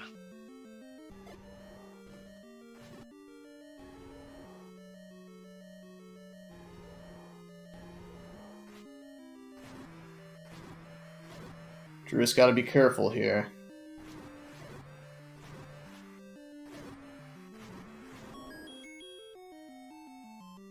Leaves the 5er, of course. 25-15. You gotta think he can PB still if he's got a super good 9. But I mean, you're talking, you know, let's say he has a 5-minute 9, which is extremely difficult. You know, he'll be able to PB. But I mean, even with a 5-14 or so, he can tie his PBs. But you know, it's really tough. 9 is just a very long level. There's just a lot of difficult combat rooms. There's a lot of difficult execution rooms in general with clips. Yeah, you got to be really on point with your block clipping. Yeah. The walk over there can be tough sometimes. You know, bomb forces, you got to have them since it's a really long level. And there's stuff that can go wrong that's completely out of your control. Ganon can go right 3 times and cost you like 8 seconds. You can have a left Patra 1, which will cost you usually 4 hearts. I think he's got about a 7 counter, so I want to say. I wasn't watching the whole time. But let's see if he can force here. That would be really helpful. Maybe, no, okay. Well, He had a 9 count apparently. Okay, cool. Pretty good foyer for what he got. He got a little trolled by the patterns there, but he didn't get bubbled, which is the big thing. Yeah. Didn't get bubbled, got the bomb drop. I mean, that's what you want. You just don't want to get hit pretty much anywhere. Bad news is he got hit by a like. The good news is likes are pretty much the most gentle enemy in this level. Yeah, good point.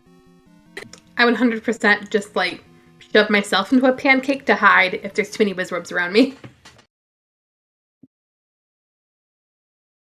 Ooh, goes a little bit late on the Patra skip, and takes a hit.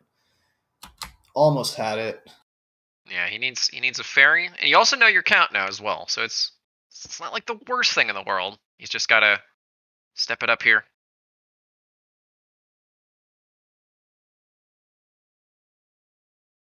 Okay. He scared me walking in front of that red like that. Yeah, I was like,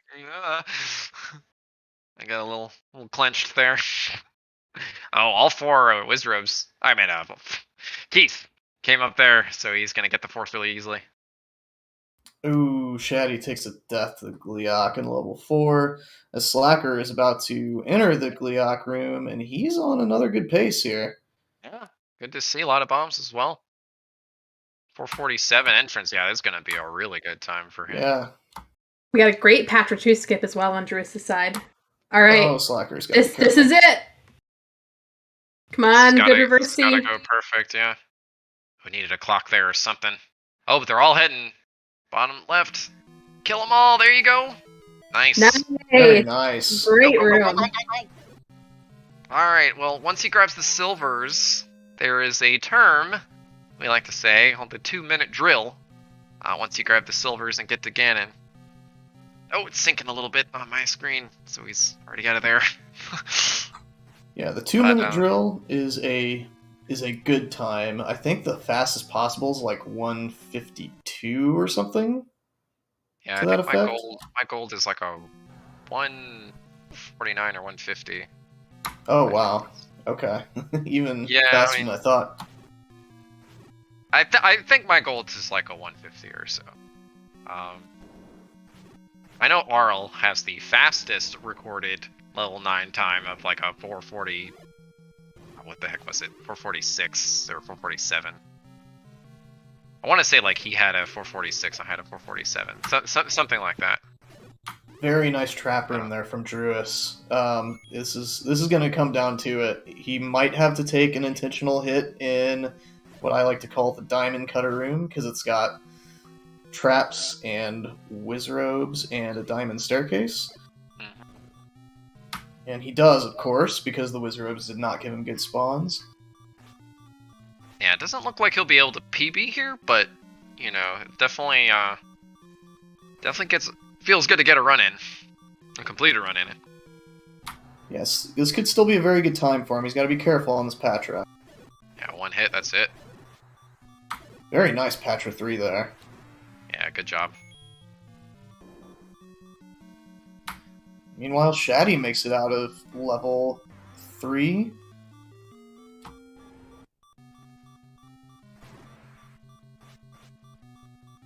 Oh no! He's still a little too high, like up and away. Wasn't able to get him.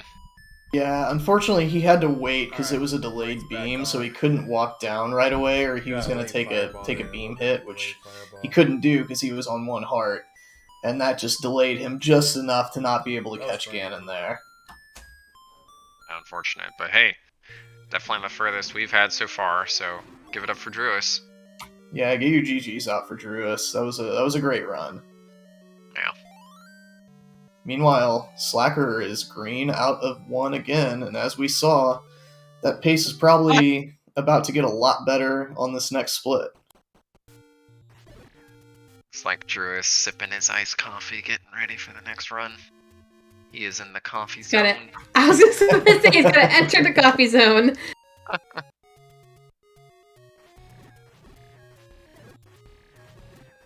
Oh no, losing some time in the desert. You don't want to see this. Oh man.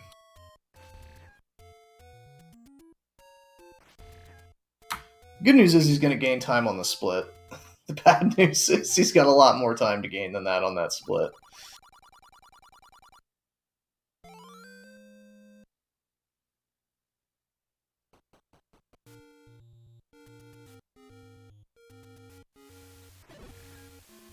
A cute little heads up play by Slacker. He bombed the last 2 keys because they had got away from him from the Vires. He was still able to get the force off. Get through the breakfast room. Some extra bombs. That's cool. So we're not seeing minus. Sorry, go ahead. Sorry, I was going to say, if you see a chair stream on Druis' side, he went to grab a quick snack to refuel before the next run.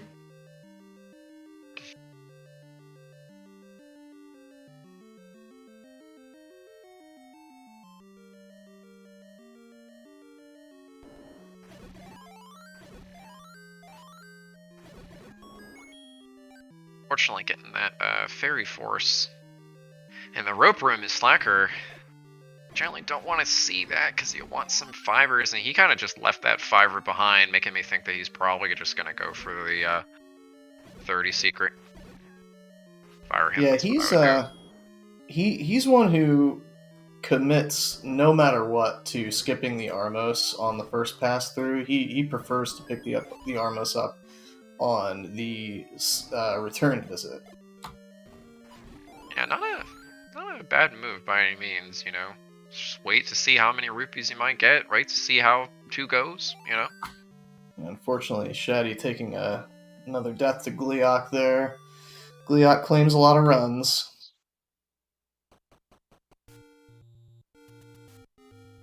A really tough boss in this route.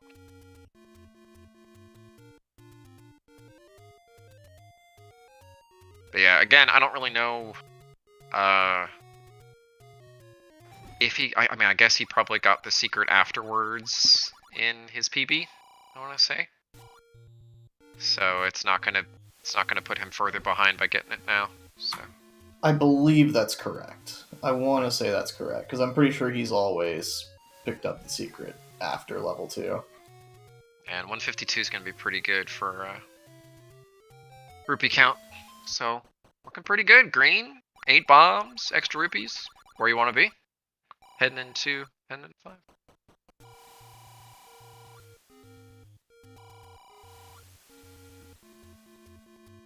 Yeah, 8 bombs, 12 extra rupees. That was plenty enough.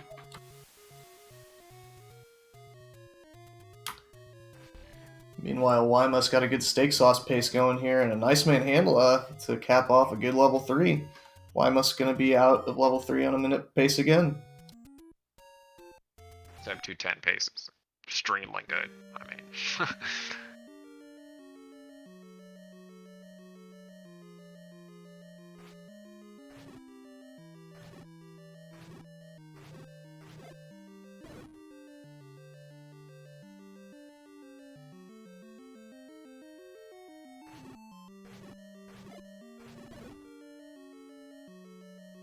Some extra count there. It's going to be very helpful since he doesn't have beams for the...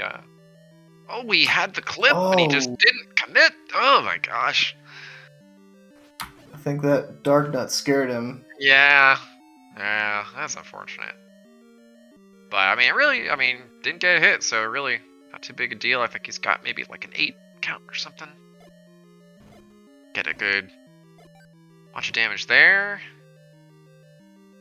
See if we can get a couple more bombs to connect. There's another big one. Gets the bomb force. Last one over here. Get him. Oh no. Handles Nice him quickly recovery though. there. Yeah. That's good. So he's gonna be in the red, but definitely gonna continue to run.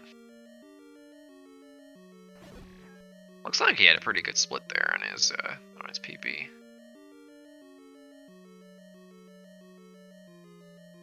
Ooh, excellent pattern here. Yeah, nice breakfast for Wymus there. Wymust, yeah. He's getting the best time he's had all day at the ladder now. 356. That is really, really quick.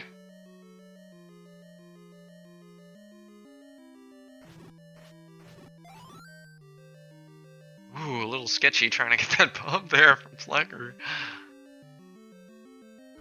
Yeah, that's a lot harder than it looks to steal that bomb out of that Gipto.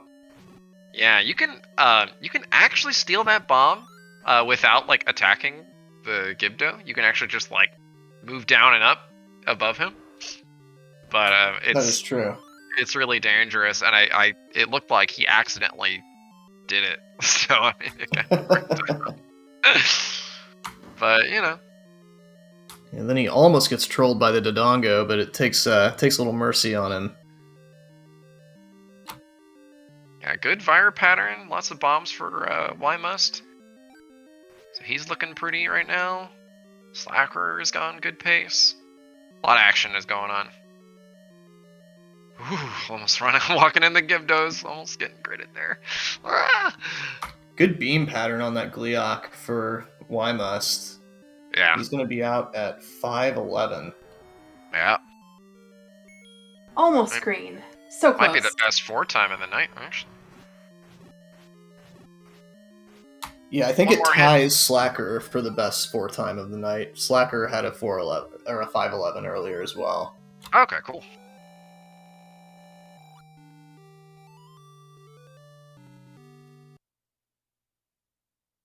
Yeah, meanwhile, Slacker kind of takes it on the chin there. in level 5, unfortunately.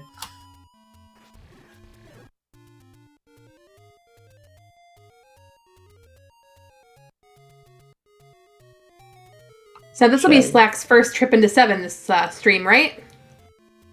I believe so. I Yeah, do believe so.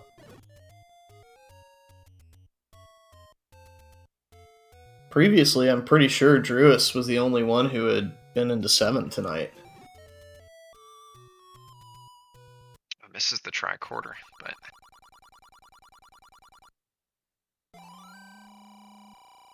he's definitely got some work to do. I'm sure he's got some time to save. I'm not super familiar with his splits and times and all that, but Wyma's gonna have a really good bow time here. yeah, he's on fire right now. Yeah, he's gonna have like a 643 bow.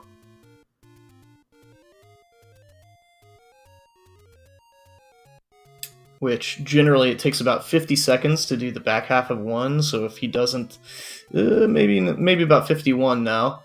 But he'll probably end up with about an even pace out of level 1.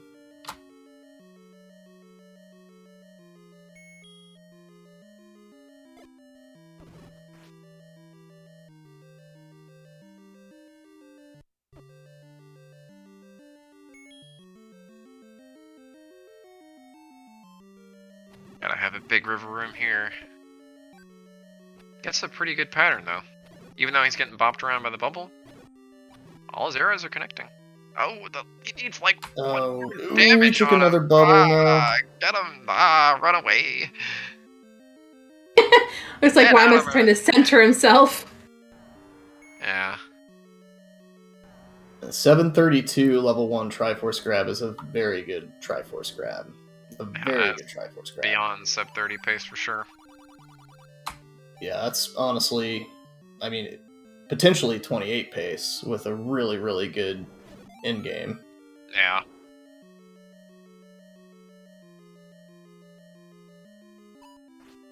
We need to clip that and send it to him. But Antler said you could have a 28. Had a little trouble with the Desert Scrolls there, but recovered nicely. The first one gave him a little problem, but it was good to see him not freak out and get back on it. Yeah, his Wusa is helping him out. No, the last hit of the bomb for Druis, and he gets out.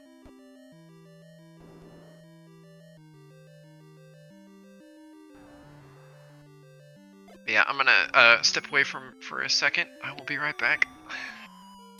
Sounds good. Shaddy wins another tussle with Manhandla. He will be out of 3.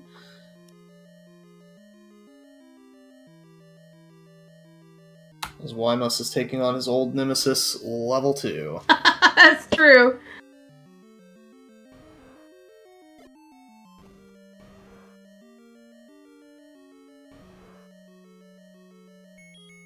I got He the gets bomb a off the lucky Gria, bomb that's drop. nice. Yeah, so I don't know if the room boss has been explained yet, but I don't think so. there are a few rooms in this game that have enemies that control all of the other enemies in terms of if you kill that enemy, it kills every single enemy in the room. So it's a very specific enemy in that Guerrilla room, so that's why when he killed one Guerrilla, they all died.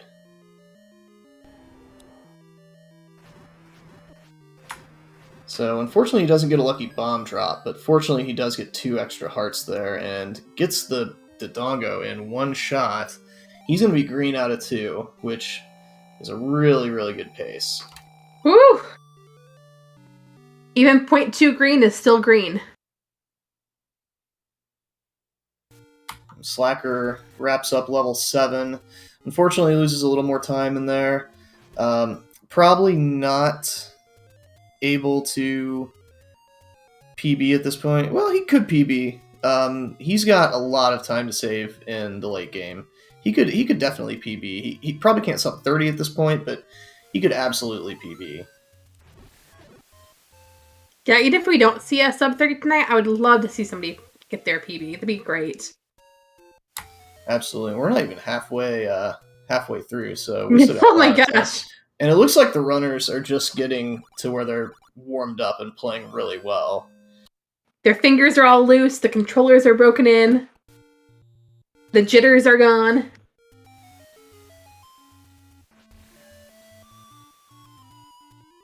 Oh no, Slacker. Okay. I thought that Zora had spawned right by Slacker. It was despawning, so.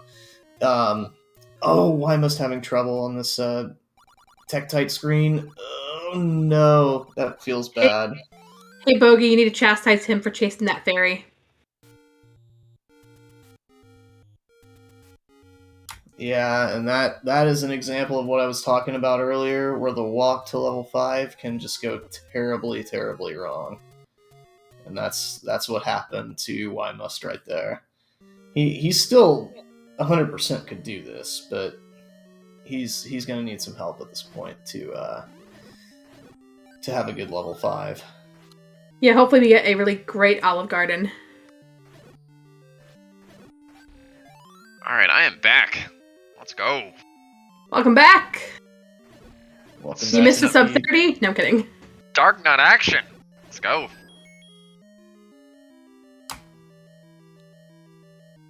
Shaddy out of level 4 with a pretty good pace for him. He's pretty close to his PB pace right now.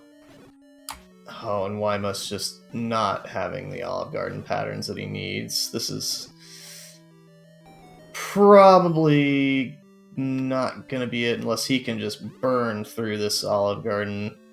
But Yeah, you don't want a sword. 6 Dark Nuts. yeah, you when you Oh, stepped five or away, six. you kind of missed Wymus had a really unfortunate walk to level 5, and yeah, he knows it. He's gonna go ahead and call it for this run. Oh no, and Slacker takes a death in MB2. Ouch! Yeah, that was a rough one. Meanwhile, Druis had a really good level 3 that I missed. 216 for Nominip, that's a good time. Yeah.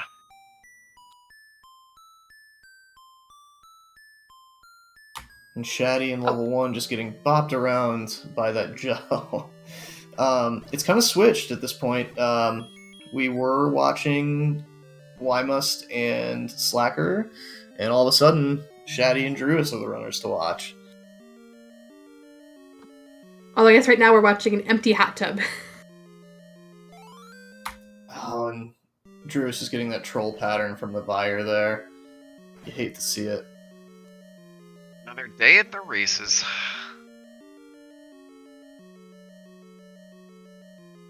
Now that you are back, I will take a step away for just a moment, and I will be right back. Hey, that's the benefit of having multiple people. Take breaks, right?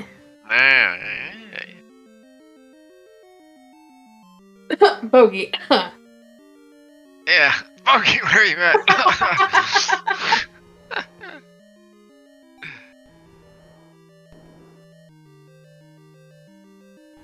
Yeah, 408. Respectable ladder time. Druis.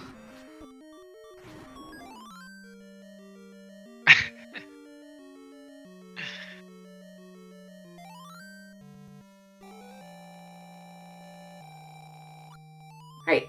Shaddy's gonna get out of 1, head to 2. Hopefully get some good screen scrolls. Yeah, it's always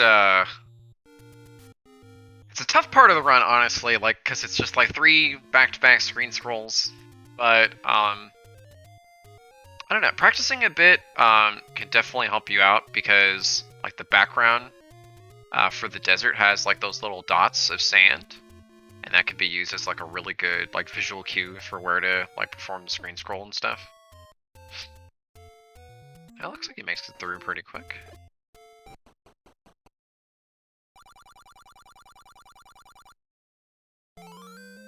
Oh man, talk about old school. Almighty Drizzle. I have not seen this guy in a while. It is good to see you, buddy. Hope you've been well.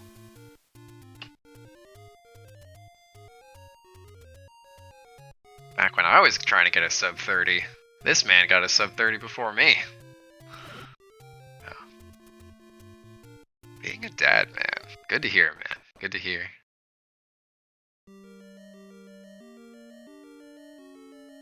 I still want to see someday a race of all dad percentages or parent percentages, where each runner has to hold a baby or a toddler on their lap while they're playing for the entire run. Like, there's enough people in the Z1 community that have, young children that it could be possible, and I think it'd be hilarious to watch. So there is actually a couple runners that have already done that. Like, as an actual race with each other? They didn't do, like, a race against each other per se, but yeah, Black had a baby recently, and he did it, I believe, I'm trying to remember the other runner that did it. I'm sure you guys in chat might know. But, Black had a really good time with, like, a baby on his lap. It was incredible. He still got, like, a sub 30. Yeah, Liquid Husband. That's right. That's who it was. Thank you, Zarnax. Yeah, it was Liquid Husband. I think he got, like, a 33 or a 34 or something. He had, like, a baby percent. And then Lack got a sub 30 with a baby on his lap. Good times. You could have like different categories. You could have baby percent, toddler percent. Yeah, I don't know how old the baby was. Maybe even like add in, like cat percent, dog percent. Yeah, I could definitely do dog percent because my dogs will they want to go outside sometimes. And it's like, oh man, I'm on a good pace here.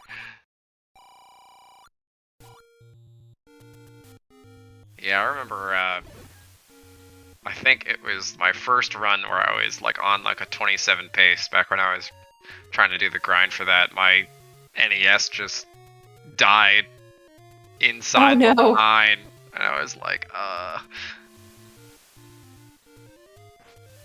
yeah, I mean, it could be so hard. Like, I don't know how some of these guys do it with distractions. Like, if my dog is barking at me like they need something, I just totally lose concentration. It's like, oh my god, like, it's like my dog has such a yelping kind of help me bark. It's like, it needs something.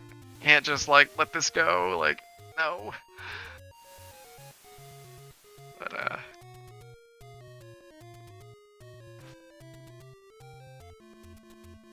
yeah, I'm sure some of the dads have had that happen before, just with babies.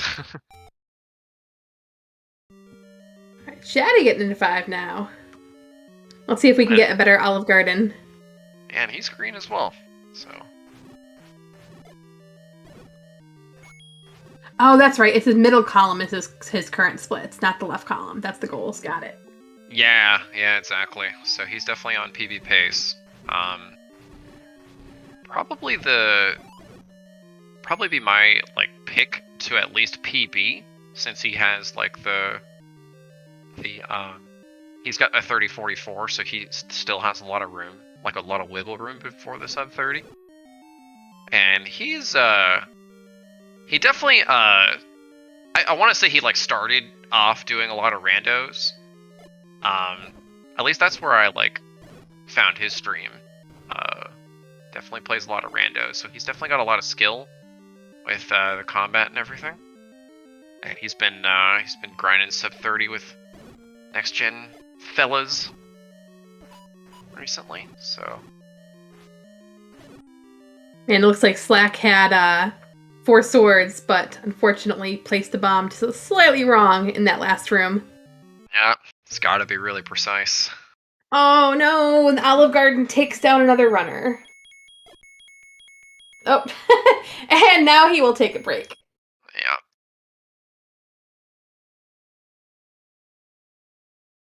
I gotta say, I'm loving the fact that they've all individually come up with putting BRB things on their their title screen. Yeah, the messages have been really helpful. Something that's I feel like I don't utilize as much. I always just kind of uncreatively put GM and kind of leave it at that or whatever.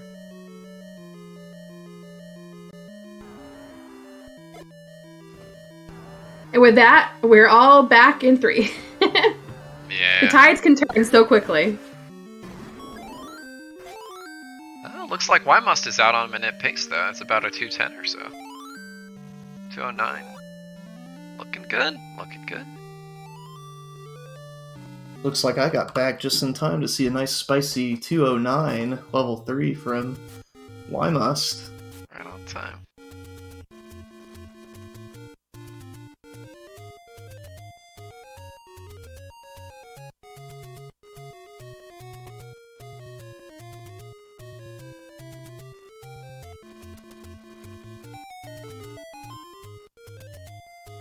And I will be right back one more time. I forgot one thing. Yeah, it's nice to see some of these events coming up. I feel like the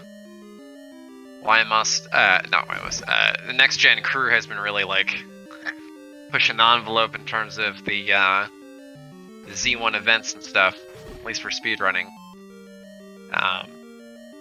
We have done a couple chase for sub-30s, and there was another time when there were multiple runners going for a sub-29. So we did the chase for sub-29, and that was a really crazy event as well. Because we had Fasta get a PB and a sub-29, and that was a lot of fun. Trying to remember. Yeah, Antlers and Bogey could do the chase for the 3X. It'd be really cool.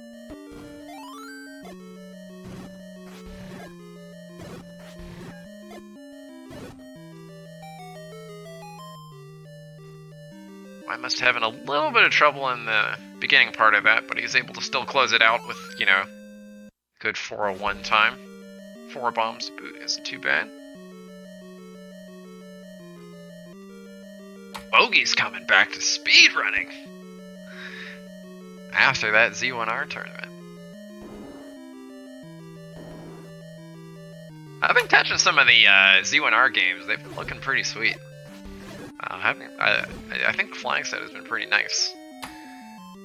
206 level 3 from Slacker. It's about the best you're going to see from anybody tonight with the entrance times that they've got set up. Pretty sure 206 is the best possible.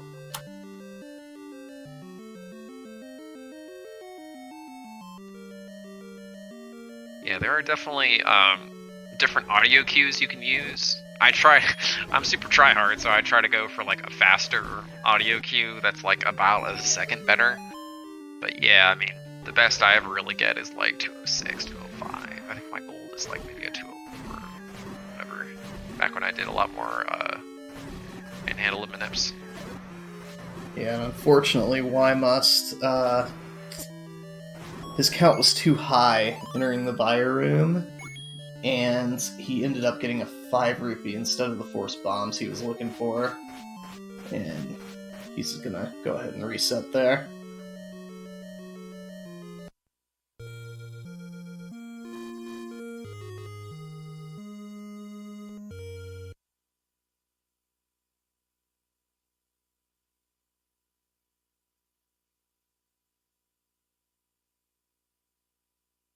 Nice breakfast from Drewis there. Drewis gonna have about a 405 here.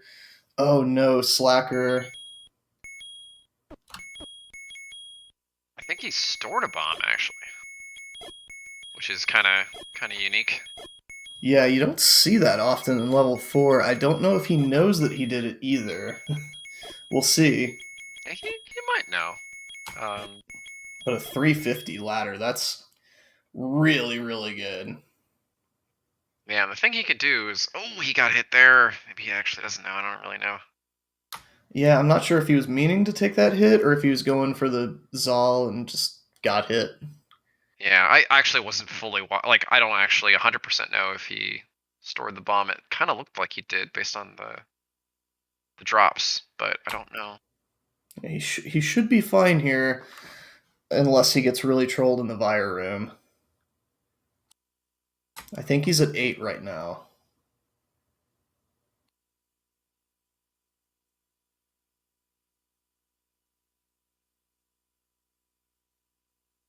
Another clock. Yeah, that's Or a no, nice that was clock. Druis got the clock in the fire room, but Slacker gets the clock in the other fire room. So it's hard to keep track of everything. Slacker got a really nice Gliot going here. Nice. Get the little bop backwards. If you want to get hit, that's what you want to happen. 506, level 4 for Slacker. That's a really good pace. Bombs are a little bit lower probably than he would like, but Still very doable. 4 bombs. Oh yeah, absolutely. Yeah, can't complain too much. Level 1 is not a super difficult place to force in either. Kind of have like the pretty easy opportunity to force in the Guerrilla room, the little Guerrilla moat room. Because you got like 5 Stalfos, you kind of build a count with the gels leading up there as well, and you got a couple enemies in the overworld, so usually you're able to force there. We'll see. Yep, and Druis, meanwhile, is also in level 1. We'll see what kind of luck he gets here. Gets a 5er, that's Armos skipping money if he wants. Gotta pay the Armos toll. Yeah. Yep, he's got a bomb force set up on the last Guerrilla in here. Beautiful Stalfos room for Slack. And Druis gets the bomb force. He's going to get a sub 7 bow himself. And it looks like he's got a good count here, as long as he doesn't get hit by the Guerrillas. Gets the bomb force. Let's go. Let's go. Both of them enter with a count of 7. Both of them leave with a 4-pack. Yeah. And good. Ooh, Druis taking that trap hit. He's got to be careful. He's got 2 hearts. As long as Guerrilla doesn't troll him, he should be fine. But if Guerrilla hits him with a boomerang, he's got to be very careful on Aqua. Yeah, I can't even remember the last time I saw a runner die in 1. I hate to do like the commentator's curse. And he does get the boomerang. But he does, oh god, I'm shutting up now until he's out. Okay, yeah. Wisely uses a bomb He's to help. good. He's good. No sweat. Come on, he's good. 746 level 1. That's absolutely sub 30 pace. And Slacker with a nice level 1 as well. He's going to be... Slacker could theoretically be minus 30. 20 at least, yeah. Minus 30 even. If he has just an insane overworld, he could be minus 30 right here. Yeah, I mean, it's kind of a reoccurring thing for him that I see a lot, where he tries to go for a very quick scroll, and then tries to like readjust. I hope that doesn't happen. It looks like he's just nailing him right here. Yeah, nice. Yeah, there you very go. good scrolls. Yeah, he's got a very unique setup for his scrolls, but it works for him. He likes to go up a tile or 2 above where he needs to be, and then adjust down as he goes left to right. Yeah.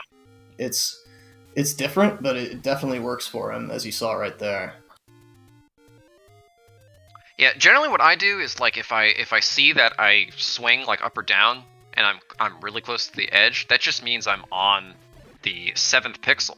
So if I just barely tap forward, if I just aim to the left and I don't really move forward, I'm back on 6. So it makes for a really easy adjustment, but it's not the easiest thing to do in the world, but you know, it's a way to like kind of guarantee that you can really like get to 6 or 5 for the scroll.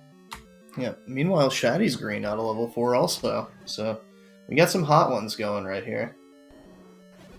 This episode of Hot Ones. Sponsored by, I don't know, ZSR. Very nice Moldorms for both of them, really. Slacker, yeah. Druis and Slack, I'm watching both. Triple kills here with the ropes. The sync, by the way. They're schmoving.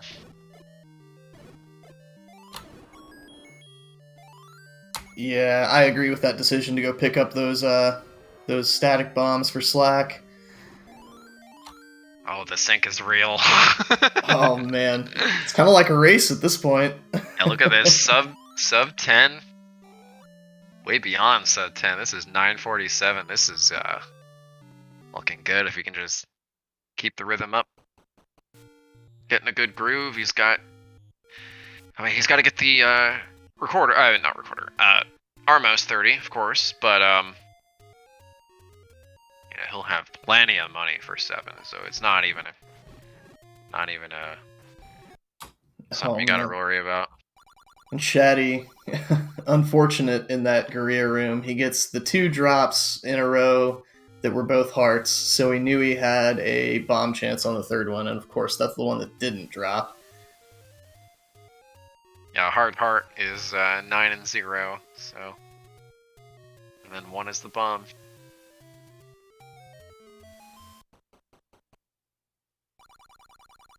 Drew is pulling away a little bit on this overworld here. Had a little bit better of an overworld than Slacker. He had a little trouble on that scroll toward the 100 secret. Yeah, a little bit better, but as Quiff pointed out, he's a little short on money as well, so he's got some work to do. Yeah. Oh no, Slacker takes the hit. He's only at a 1 count now. He wants to be higher than that. But Yeah. I agree with the decision to not get caught up chasing Tektites and just go. Yeah, it's never a great idea. You can just get hit again, and you don't have beams, and beams are really important for getting your account higher from the keys Absolutely. right before. Yeah. Yeah, he kind of got bailed out with the heart there from the Tektite too, so he decided to just cut his losses. Yeah, it looks like he's got at least a 3, and they're synced again, dude. Yeah, it's just going back and forth here. Slack with some merciful keys there. Yeah. Super synced here. Let's watch both.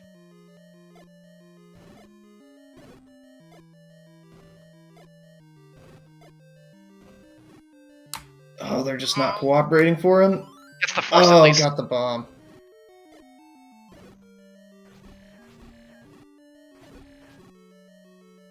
He's just gonna sword him. Oh, gets... Oh, man. Oh, just trolling him. He's fine, though. This is absolutely still sub-30 pace. He lost a little bit of time, but that's absolutely fine. He's got a bomb, so the back half hopefully should not take him very long. Meanwhile, Drewis is just +2 at Recorder as well. He's pulling this back a little bit. Yeah, you can see the differences in their splits right now. Even though Druis has a better time than Slack, you can see the 1227 versus the 1257. You can see it's just -8 and +2. So I mean, it's... Yeah, Druis's late game in his PB is definitely a little bit stronger than Slack's late game in his PB. So that's definitely the reason for the way the splits are going right now. Yeah, you could definitely, don't let the splits get in your head too much, This is a perfect side-by-side comparison of early game. Don't have too much weight on the early game.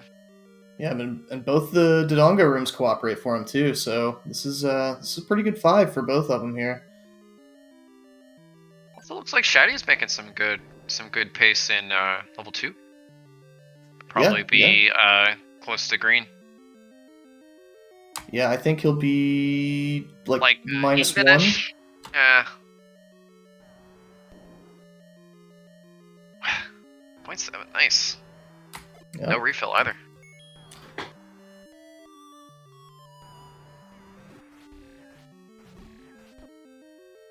Oh no.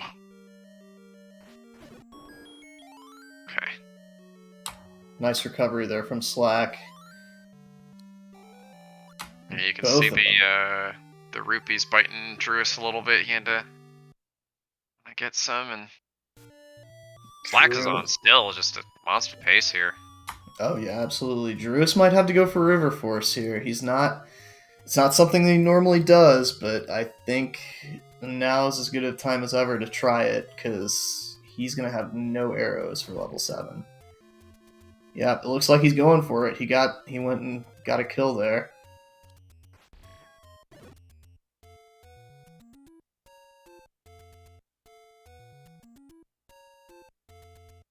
Yeah, slack on them. Oh, taking a couple bops, messing up. Oh, it doesn't get the tricorder at all. So at least he's got to remember either he'll probably just like quarter outside, just to. Oh no. I mean, yeah. I hope he remembers, because there we go. Yeah, so here, that's cool. Good call to just get it out of the way. Yeah, you don't want to mess with your rhythm with something like that you've done hundreds of times. Totally agree with that. Shaddy gets the lucky bombs from Burn Unit. Let's go.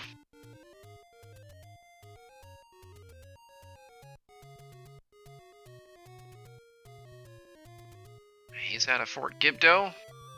I don't know what his count is, but he killed both of the... Did he kill both the... Should be kind of high. Yeah, he killed both Gibdos and Burn Unit. Yeah, so. Okay.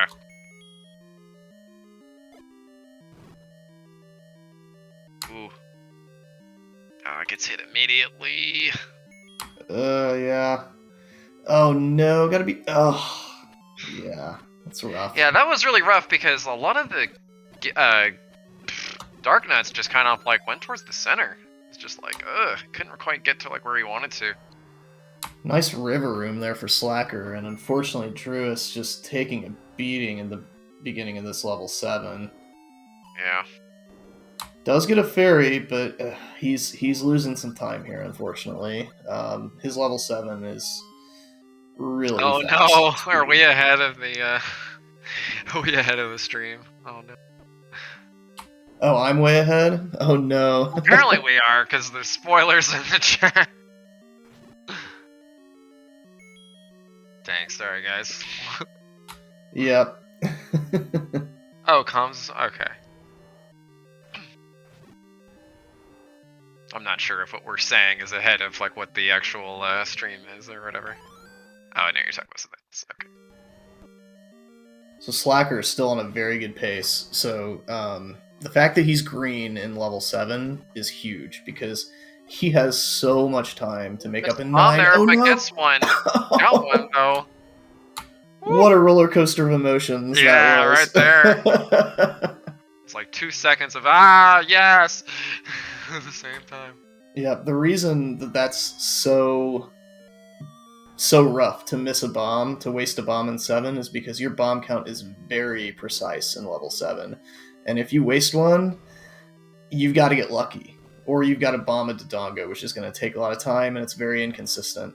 So him getting that lucky bomb pack is huge. And he immediately switches to Red Candle. I like that. Gonna allow him to walk right through. Oh, gotta be careful here. Alright, we're good. Nice, good. Wanna pull a GM there and walk into the Wallmaster. Right. So, barring a very big catastrophe, Slacker is gonna be red out of the 7. This is very, very possible for Sub30 still for him. Yeah, this is still double digits, right? Yeah, he's cruising. Oh, it's close to double digits, sorry. Yeah, pretty much cut pace past the Red Candle. He lost a little time in that first split. 2 bombs is really nice to have. It's you get that one insurance bomb because, you have to use a bomb after the magical breakfast. So it's you have one more, it's you don't lose the menu. 2 bombs is good feeling. Well, it's just a lot better than 1.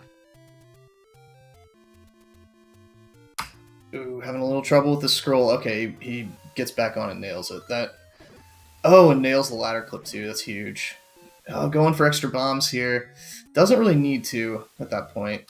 Yeah, it's almost like he was fishing for bombs and heart and stuff like that. It's actually really surprising how much time you lose just farming those guys on the screen. It doesn't seem that much because you're just walking off the ladder and just kind of sorting them and moving up. There's not a lot of lateral movement, but I've timed it before. It is like definitely lose a lot of time. Definitely, 5, and this 6 is seconds or so. this is the situation where nerves really start to set into. So, like, I mean, you can do stuff like that and not even realize you're doing it a lot of times. Yeah. You don't want to do extra farming. Yeah, when you're on pace, headed to level 6, like Slack is right now, you're just trying your best to focus and trying not to focus too hard to where you start to make mistakes and do stuff that you're not supposed to. So he's definitely in the territory, especially with the added pressure of this being restreamed on ZSR, that he's definitely feeling the nerves. Let's see if he can get a heart or bombs. Oh, gets the heart, but takes a bomb. Okay, he's gonna be happy with that. Just moving on. Yep. Yeah. Solid. If he can get another heart, that'd be cool. Oh, right, this. No, because you. No, yeah, you wouldn't get it because his global was 3 from the clock in the wizard room. Nice beamless belfry though. Very fast beamless belfry there for Slack. And don't look down. Drew's had a good one too. He had beams. Oh, an extra bomb drop. Let's go. Step on the gas. Let's go. Oh, he didn't need those bombs. Just keep it moving, man. Keep it moving. Go. The hardest thing in the world, pushing a block under pressure. I feel like I'm feeling his adrenaline rush right now. Like I'm feeling it. Oh, absolutely. You and me both. Yeah, you know how he's feeling. And a nice bomb drop there from the Vyres. I think he uses bomb strats in Magic Breakfast too. We'll see. Oh no. He's got to be careful. His hearts are getting a little low. Oh! Ooh, be careful. And gets a bubble hit going for that clock there.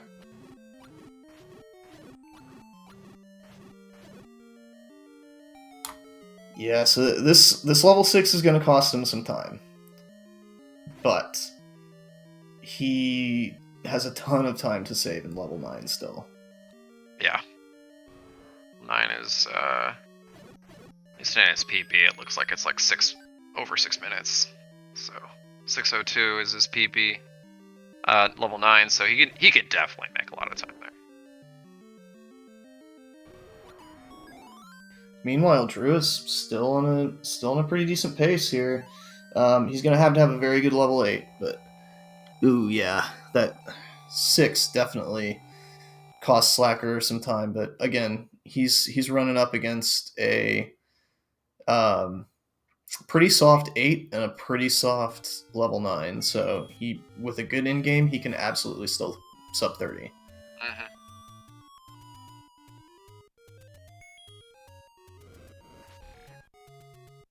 Yeah, I think some of those PBs that you have that are kind of like wonky, like mistakes here and there, where it's like you save time or whatever, and you know, when you're like minus 24 or something, and then you kind of like within the same run you're back to +6, it's like a little bit of a back to earth kind of feeling, you know. Yep. So hopefully he can kind of keep that in mind. Meanwhile, he pulls off a nice little bufferless clip into the bush. Yeah, that was cute. Little, I don't know if that was intentional or not, but that was swag as hell. Ooh, taking a few bops here in this Guerrilla room, or this Darknet room. Druis and Slack are leaving with basically the same health here. They're grouping up nicely for Druis. Oh, he just swung the wrong way a couple times. Slacker bomb drop, it gets like a 16 hit bomb. Yep. 16 HP hit. Oh, gotta be careful. Oh god, have a heart. Okay, oh no! Ooh. Grabbing that heart for sure. Yeah, you can tell by his expression that he was not happy with that room. Yeah. He does get a lucky bomb drop, but he's gonna be losing more time here. He's gonna have to play Gleok very safe. Yeah. Oh, and he loses his hit buffer. Instead of 2 hits now, he can only take 1 hit. And he does menu to arrows to get For an one extra more heart there. Yeah, I mean, he knows he's got so much time. I actually don't hate that. And meanwhile, Druis gets through. Oh, Druis Ooh, gets boy. through Saved him on as half a well. heart. Yeah, Druis got a half a heart, Slack through on a heart. That's just crazy. All right, you gotta dig deep here, Slack. Let's go. You got the time. You just gotta, because it's one of those things where it's like you've improved so much since your last PB, right? So you gotta prove it here. This is it. Yeah, and it's still not impossible for Druis either. He could still PB. He sub 30 is not happening for Druis on this run, but he could absolutely PB on this still if he has a really good level 9.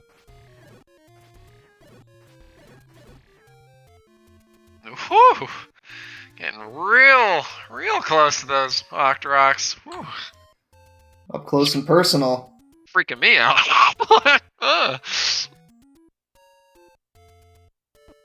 Oh, Wait, what a troll. That was like, where did that one come from? The quick spawn boulder right above him on the ladder. There's literally nothing he could do. It's just a troll. The good news is he's got 7 bombs, so he's got enough to make it through level 9 plus 1.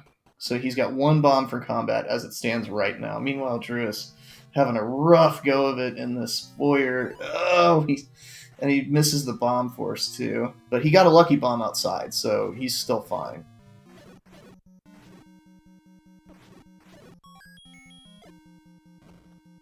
Yeah, Beams is off the table for Slack for a little while, but it's not really 100% necessary. You know, you're looking at maybe like a 530 or so is what you need to PB. Very doable.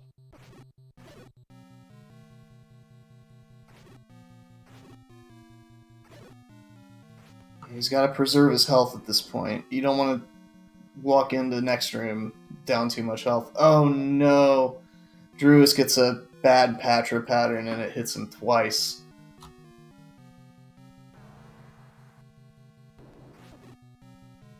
Oh, and Slacker just goes a little too early on Patra 1 and takes a hit. Druis got to be careful here.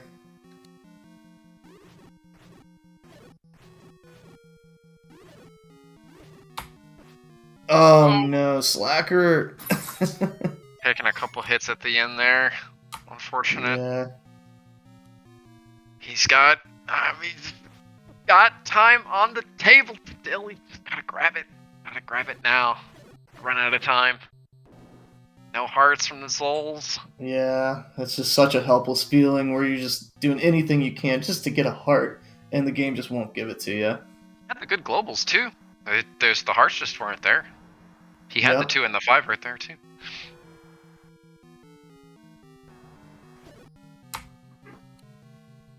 Alright, they're both going into reverse C here. Drew's got to be so careful here. He's only got 1 bomb for combat. He's got to sword the rest of these down. He's got to do it real quick too. Oh, no, the red beam. Yeah. Unfortunate. Yeah, it was going to be tough at that point, but it was still possible. Yeah, give it up for Slack. Definitely the most entertaining run of the night. That was crazy. I was. Unfortunate ending, but you know, still great effort, great pace, good stuff. Yeah, I mean, Yeah, you case can in see he's point gotta right take there. a break. It could literally happen any. Oh, Druis almost got killed by that Patra, but it could literally happen any run. It's just all got to come together. It's the toughest thing about Z1 is that there are so many places where things can just go so wrong so quickly, and just getting a run to come together completely can be rough sometimes.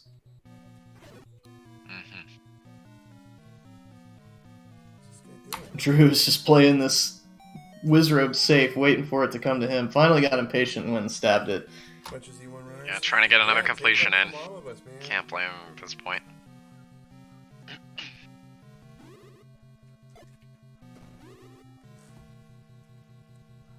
finish one here. He will have a chance to do just that, going into Patra 3 here. Trying to get this frying pan, finally gets it. We're really close, that's cool. It's fun when they get synced up like that, huh? What does it call it? The skillet? Yeah, he calls it Or the frying pan. That's right, yeah, sorry. Oh, Oh no. Fairy? heart fairy? Fairy. Oh, there we go.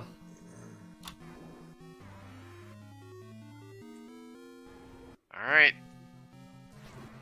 See if he can... Ooh. Okay. Very That was nice. A little scary there, but ended up working out. We have a Druis. finish. Our only runner to make it to Ganon. He's made it to Ganon twice, and he finishes the second one with a 30-54. Get your GG's out for Druis. Cheers. Good job. Very nice run. Saved a lot of time in that back half, too. You could see he saved about 14 seconds.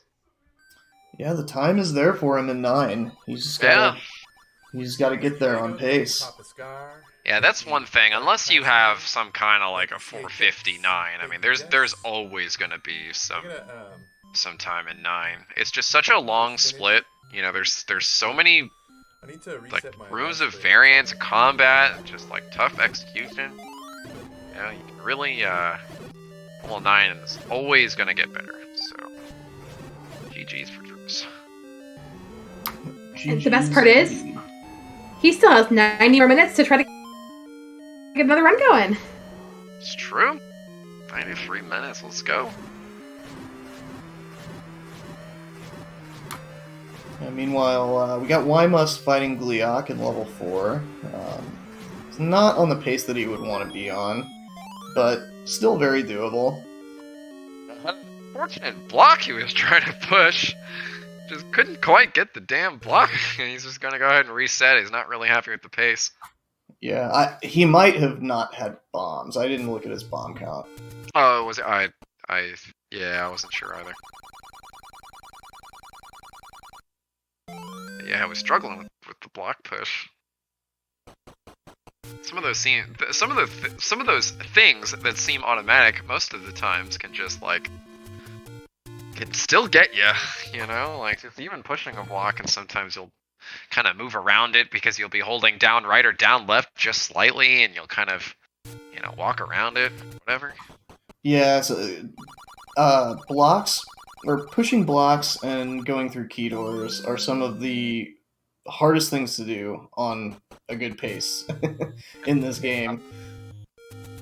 You're trying to optimize things so much, and you end up kind of trolling yourself sometimes because you don't quite get on the block, and you try to correct it, and you correct it too much, and you go too far, end up walking her all the way around the block. It can just spiral real fast. I think a lot of runners notoriously just like have a hard time with block clips at the end because it's like, come on, I just gotta. You do this like 10 times in the run. I can't just do it now. Sometimes you just forget this, like the simplest things, you know. What's fun is after all that, we're all simultaneously in 3 again. Yep, Wymust had 4 swords there, the Manip. He accidentally stabbed too many times, and I don't think he realized it. Pretty good pace for Slacker at the raft as well. I think he's hungry for more. I think he's ready for more. Really good raft for Druis, too. Yeah, they both got 126s. Druis gonna be the first into manhandle it here. You could just see the volatility. It's like the same time. Someone's +2 and another one's -7.5. You know. A nice double double Darknet kill there for Slack, getting a lucky bomb drop, and Druis out of level 3 minus almost 7 at a 213. 213 is a very good non-manip time. Ooh, nice manhandle for Slack. He's getting out as well. 214. Yeah, we're seeing We have 2 spicy ones already. seeing the rare bro handler here. Yeah, for right. Druis and Slack. He lined himself up with the bomb. Just kind of floated downward at it.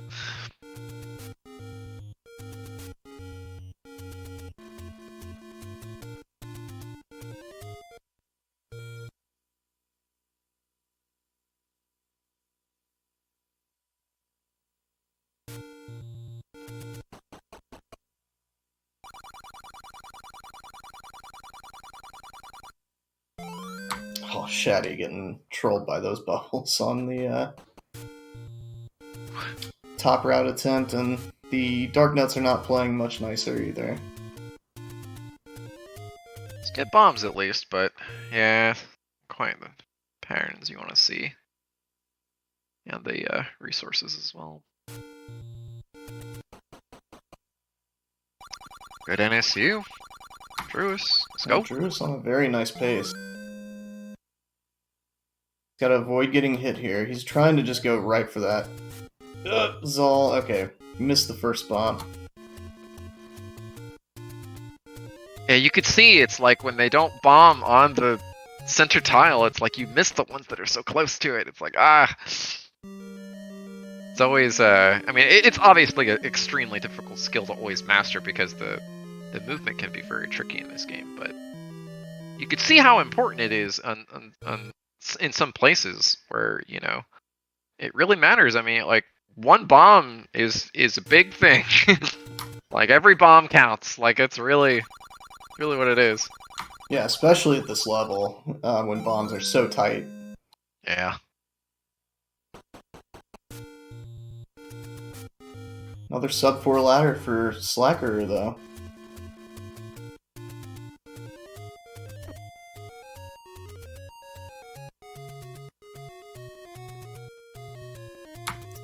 Having some trouble with that ladder clip. He's not thrilled with how that went in there. Yeah, a lot of times you actually have to, like, fully walk down a bit more than you think in order to, like, be able to clip upward. It's just, he's trying to do it a little too quickly there afterwards.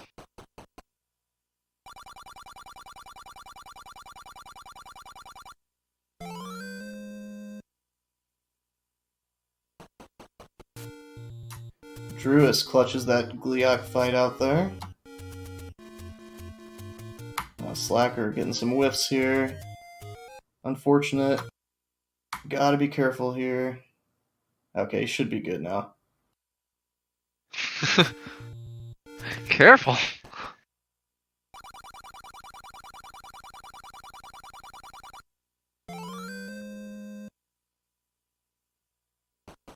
Fatty with a good time as well. Heading into the breakfast now. It's his bomb force that he wants. He's getting a very favorable pattern and the fiver. Yeah, definitely. He's gonna get a very low 4 ladder grab here. Yeah, he's gotta have Armo skip in the back of his mind at this point. Yeah, you got 10 here. Pretty much like a 5 ahead of what you would normally have, I'd say. If that, 5 or 10, some people don't even go for the first fiver. Yeah, that's a good point. Having some trouble with this ladder clip though. Oh no. See, it's sometimes that happens when you don't go low enough. I mean, every time I suppose, but that's generally why it's like if I mess it up, I usually just like get off the ladder, like, you know. Yeah, if you mess it up and you don't respawn the ladder, then it won't work until you despawn and respawn the ladder.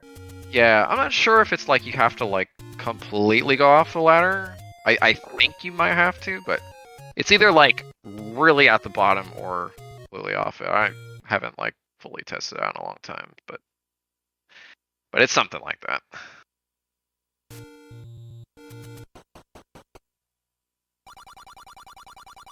So Shaddy's gonna have about a 5.26.7.6 in here. Meanwhile, Druis and Slacker are both in level 1. At 526 by Shaddy, 527 Druis, And then 522 Slacker. So Slackerer, I should say. Drew is going to need some bomb helping too. He's only got one bomb. He's going to have to use that bomb to blow open Heart Rock. Yeah, he's probably gonna go for the Gurias for sure. Yeah, he almost has to. Yeah, luckily you don't have like another item that you like automatically menu to if you run out of bombs. So it's not like you lose a ton of time running out of bombs. It's just sort of like, you know, you gotta like replenish them somehow kind of thing. And you normally want to use bombs on the Moldorm and, you know, the Gurias, stuff like that. So you lose time, but it's not like, you know, it's definitely not. It's very recoverable, I should say. And Slacker with just an exhibition of screen scrolls in the desert there. Textbook, yeah, looking good. Shaddy with a nice bomb drop there. Didn't see whether it was forced, but assuming he has full health, so I assume it was. Having a little trouble with the block clip, though.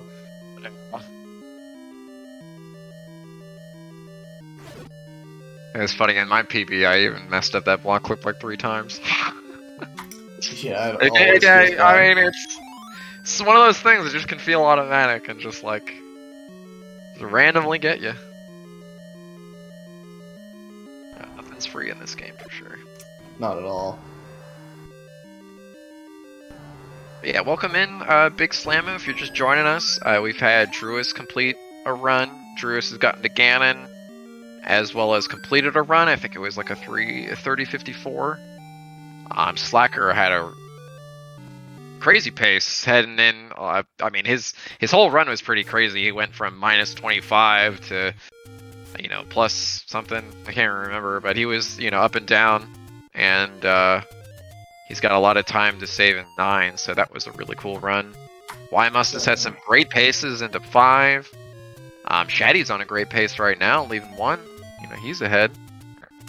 So we've definitely had our fair share of paces. Yeah, 2 just not being kind to Druis or Slacker. Druis did not get the bomb drop that he needed from the Gurias. Slacker, unfortunately, he ended up, he had a bomb stored on the Moldorms, and then he walked into the head. He got a little too close and took a hit right before he was about to kill the last head. Slacker is also a little short on rupees too. Unfortunate.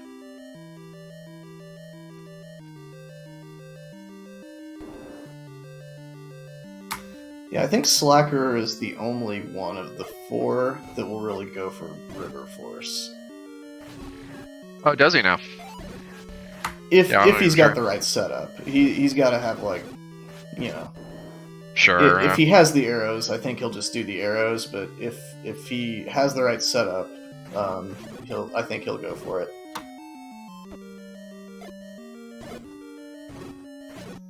Well, I must kind of taking it on the chin in this breakfast room here. Thought the like was dead also. I was like, oh, just needed 1 more damage.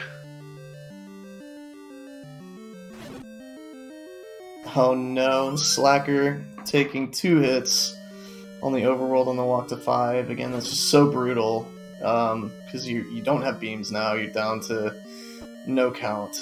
You can get a heart from the Tektites, but, you know, definitely not guaranteed. And it's really not a place that you want to just, like, farm a ton. They're hopping around, they can hit you, you know.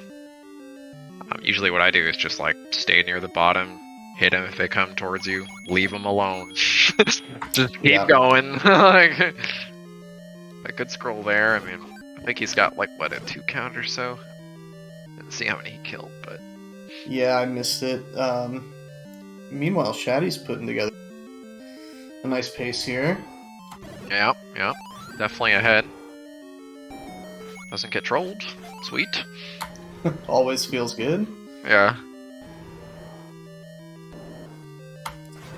So he's done with 2 after not getting trolled, and he will go to a dungeon where we never get trolled. Yeah. Never.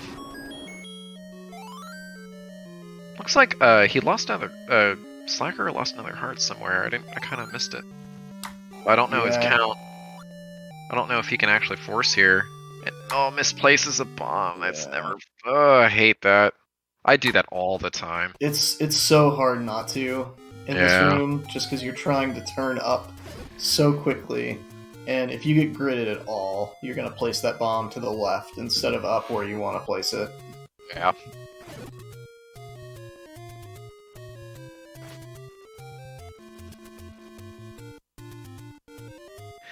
But Shaddy's still looking pretty hot here. Minus double digits. It's always good to see. Yep, Shaddy's extending this lead. Every split has been either green or even.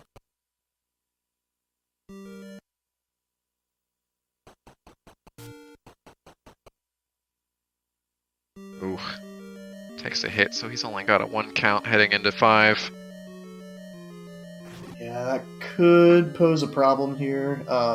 Perhaps he will get lucky with some of the keys patterns in the basement. We will see. Yep.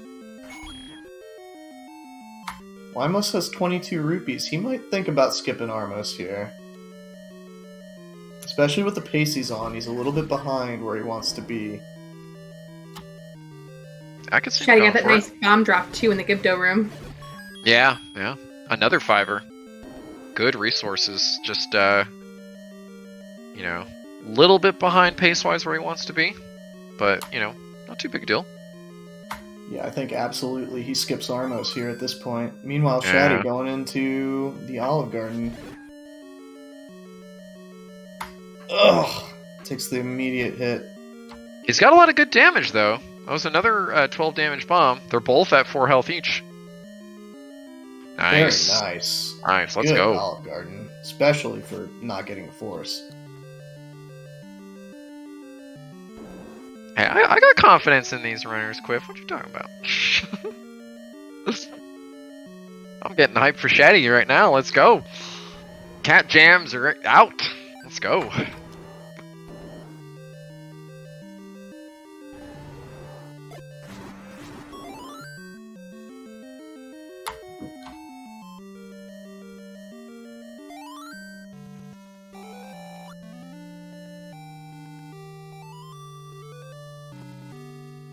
Alright, so Wymos with a 75 or 755 Triforce in level 1. I would expect him to chuck the deuces here and skip that Armos.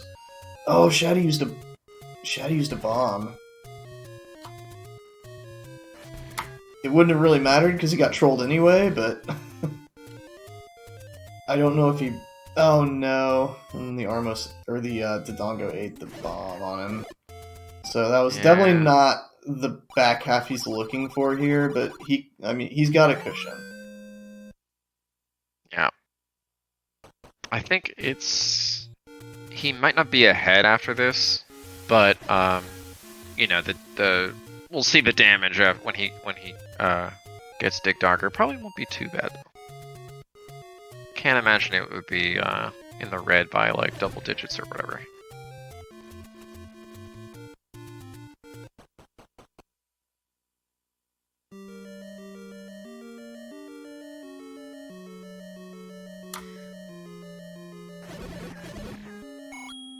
Oh no! I hope that hits. Okay. Oh, it's close. I think it's good though. Yeah. Hope he didn't overwrite the bomb. Okay, that was really close.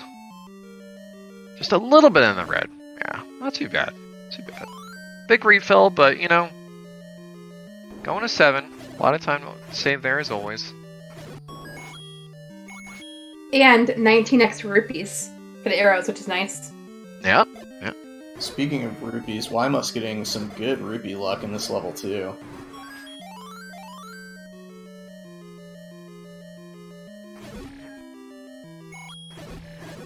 And it just continues. Yeah, 2 more 5ers right there. Yeah, he doesn't even have to go for River Force. Yep. Skip the Armos, and he's going to be able to skip River Force too. Oh, he's the bomb the wrong way, but luckily he got a lucky bomb drop on the floor there. That was really good. Oh no! Hate to see it. You hate to see it. Come on. There you go. Go, go, go, go, go.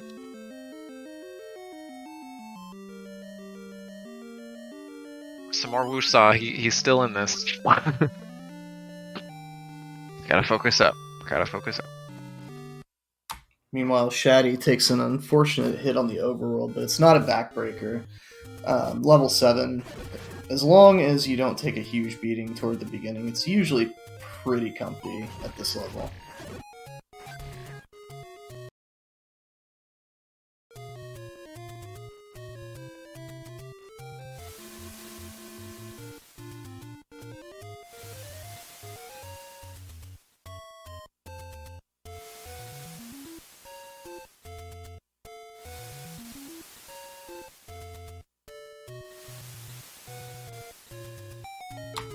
Nice turn back from Shaddy there, anticipating that Korea throw. Oh no, then the red gets in. That always feels bad. Like, I can live with getting hit by a blue, that means I messed up, but the red always feels bad. Got old Vaughn strats. I don't know if you've ever seen Vaughn do it, but he'll take care of the right side on the keys and then work his way like from the right side to the left for the Koreas. For arrow strats, I honestly don't hate that, because it's not that bad. I think it groups up the Gorias pretty well. I was thinking about giving that a look whenever I was not fully committed to River Force.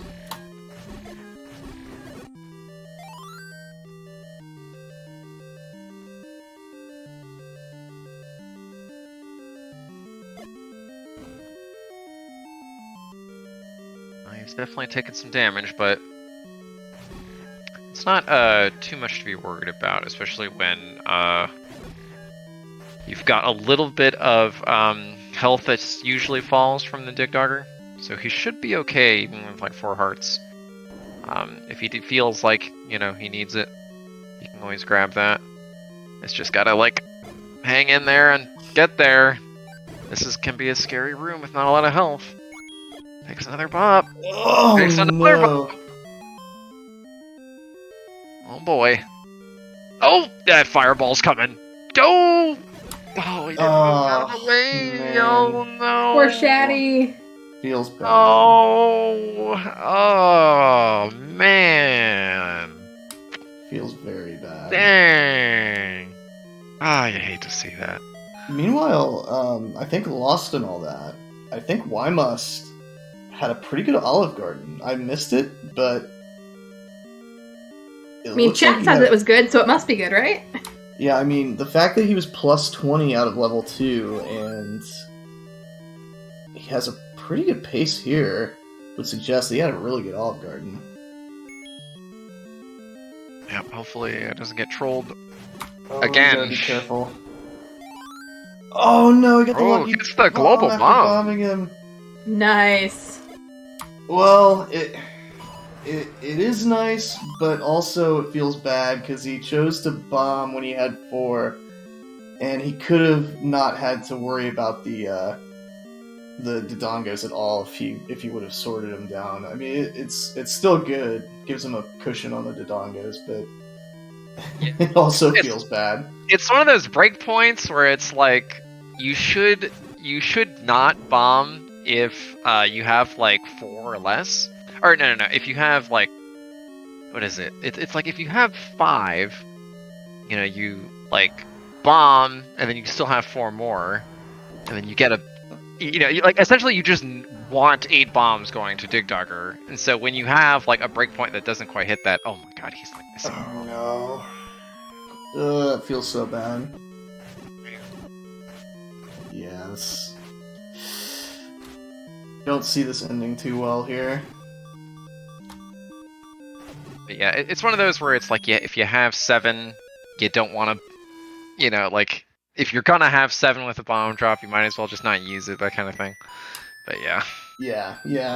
My rule is, if I have 5 or 1, absolutely do not bomb, because then you have 1 bomb to use in the Dodongo room. If you have 6 or 7 or 3 or 2, then bomb, because you might as well anyway, because you're gonna have to bomb a Dodongo anyway. Bomb twice, yeah, you gotta get to him or whatever. Yeah, I feel that.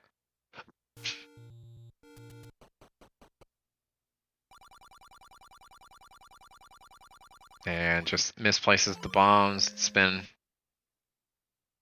and crushing a lot of his runs, unfortunately.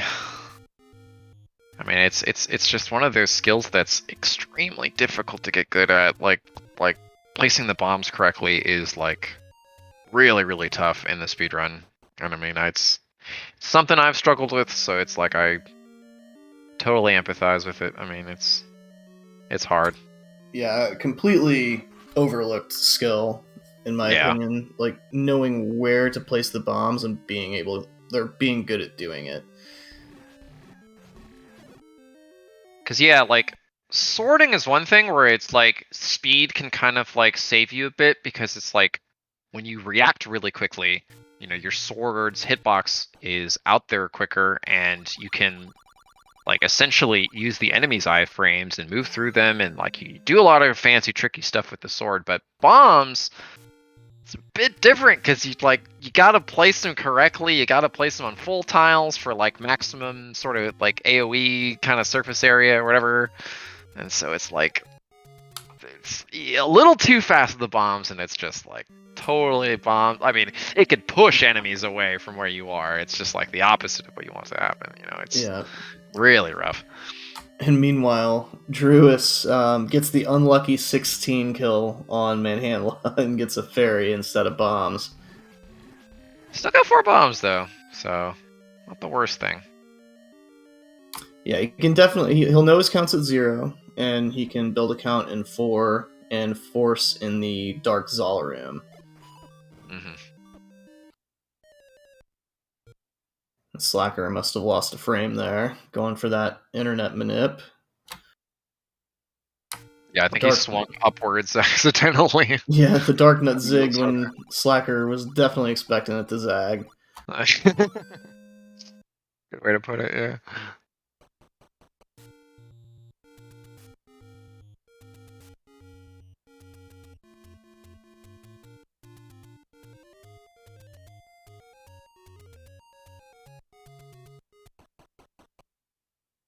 It looks like Druis is not going to force in the Zal room. He's going to go with 4 bombs here. He might be... I think he's got a stored fiber right now. Yep. Yeah, so he's got a 6 count. Yeah. Yep. Stab the Zal, hope it stays against the wall, and be at 9. Okay, there's 9. Gotta get to that Zal on the other side. There we go. Oh, and the troll from the... Well, at least the or the other like came over and got hit. Yeah, he's like, I'm here. I'm gonna get you. The breakfast room actually went a lot better than it could have. Yeah. And Slacker didn't get the minute, but I mean, he's still got a really good second factor pattern, so he's looking good right now. Yeah, the rough part is he only has 4 bombs and does not have a count built up. He's gonna have to have a cooperative Manhandla here.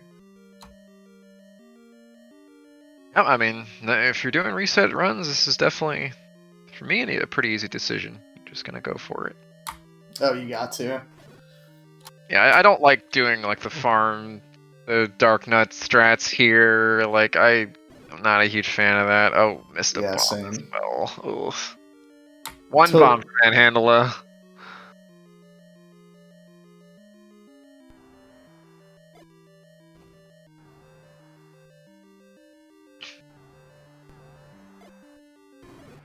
Oh, yeah. That'll happen. You miss a bomb, I mean, it's like, kind of shoot yourself in the foot, you know? That's how important bombs are. It's so funny, because it's like you get packs of bombs, like 4 bombs, like, you know, but like there's just each one is just so like critical in the speedrun. It's really crazy. Yeah, I mean, almost every, like, not almost every, but a vast majority of the bomb packs that you're going to get in this run are 100% scripted. So it's one of those things where you got to manage them pretty tight. Meanwhile, Druis almost clutched out that half-heart Gleeok fight, and Shaddy's going to have a 219 here. Shaddy with a nice Manhandla.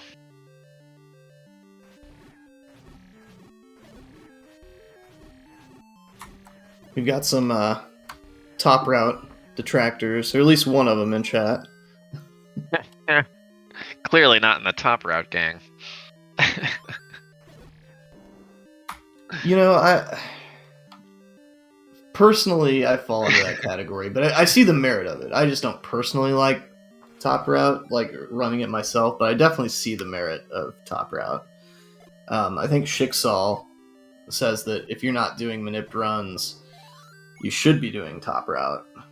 I believe he said that. I could be wrong. Yeah, I mean, I don't think there's like should for me is a pretty strong word. Yeah, but, like, I agree. I think either one is totally fine. Like I think, it kind of depends. Like I think if you like are good about like trying to use the money and not get the Armos, because that fiver on the route is like pretty nice. You know, that's like 100%. five rupees. You know, if you do it correctly, it's like you get like, you know, 125, 127, 128 or whatever with like 518 resources leaving 3. That's pretty cool. Definitely, yeah. I mean, there's definitely some trade-off to it. But like I said, I'm just not a huge fan of how it shakes out. But it's definitely a good choice for people who like it. Yeah, I think what happens for a lot of runners is what happens is they do bottom route for a while and then they try top route. They have a hard time with it. They'll get a good pattern and then they'll hate manhandle it because it's like a different pattern. And then I think like people are like, nah, I ain't doing this because like manhandle is like a jerk. And yeah, I think that's like the little like logic train that happens for like most people or whatever. But yeah, 100%. But yeah, I mean, I think top route is fine. I think like if you want to use it, like more power to you. Like I definitely used both. I mean, there was one time where I was like playing Mega Man 3 and I started doing top route in Mega Man 3 and I was doing top route in Zelda 1. Like top first anyway in Mega Man 3. I was like, yeah, top route gang. But yeah, I mean, I think either's fine. Like whatever, you know. Yeah, for sure. And there's actually a variation on top route as well, that some really good runners use, which is where you get the Zal key in the first diamond, or not diamond, but the first diagonal block room. And then do top route, which I've seen people like Ruslugs, for example, just tear up on that route. Yeah, he can get some really good paces doing that, and I mean, I think that's also very viable. I've seen 2 different variations where RC Drone, instead of manipping, he would do the Zol key and then intentionally take a hit, kill the first Dark Nut, and then get a bomb drop.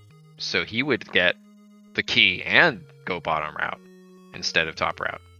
Interesting. Okay, yeah. I haven't even seen that one.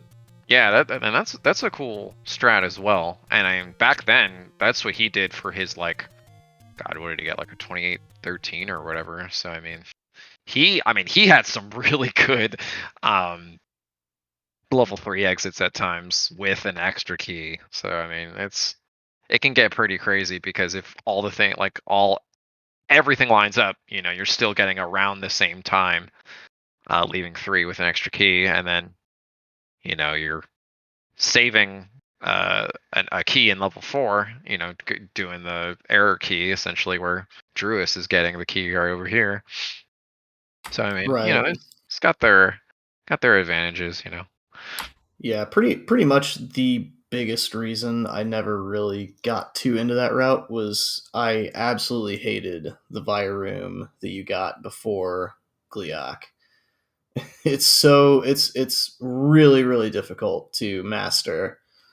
Yeah, I got used to doing it a lot because I did it in any percent and I grinded any percent like a ton. So I kind of got used to that pattern. But yeah, I mean, if you're not used to it, It's really hard. Like, it's definitely, like, you gotta get used to, like, being on the right tile for your, for the anti-link and everything. Yeah, I think that really helps. Yeah, definitely. Drew's had a really nice Gleeok there. He kind of, I think, struggled a little bit with the ladder clip, but he had a really nice recovery with the Gleeok, and Shaddy gets a fairy explosion in the Yeah. meantime. Which, it's not the worst thing when you're on top route and you see the fairy explosion, because the last Dark Nut, you can get one. The one drop, which is the bomb, so that's kind of how you set it up. But yeah, it sucks when you kill exactly the number for fairy explosion. Oh, Slack messes up the manip. You could see him Yep. upset with himself. But I mean, as long as you get the bomb drop, I mean, I think you still keep the run there no matter what.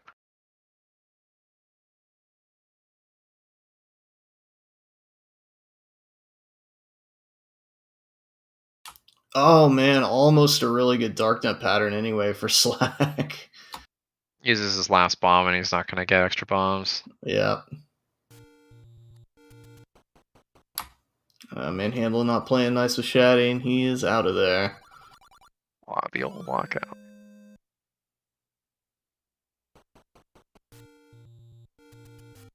A lot of rupees for Druis, but not a lot of bombs.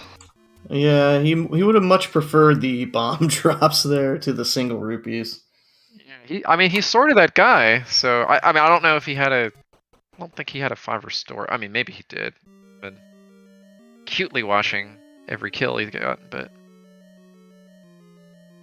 Oh no, eaten alive by those traps today.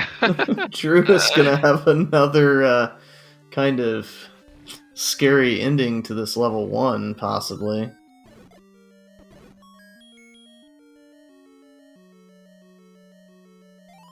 But yeah, they are working on the video. Sorry if it's frozen for you guys.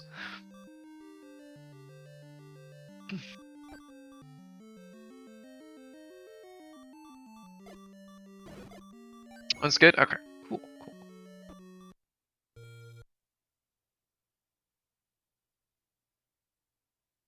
So Drew is with a 755 Triforce there. It's still doable.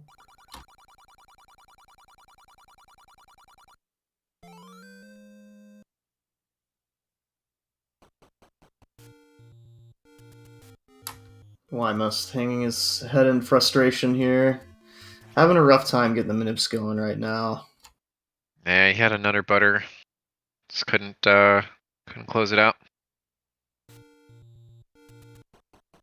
But I mean, that's the thing. Even when you're on a manip like that or whatever, I mean, you get that first bomb, you can keep going. I mean, you know, like, yeah, it's not gonna work every time, but like, right, you gotta run alive, that kind of thing.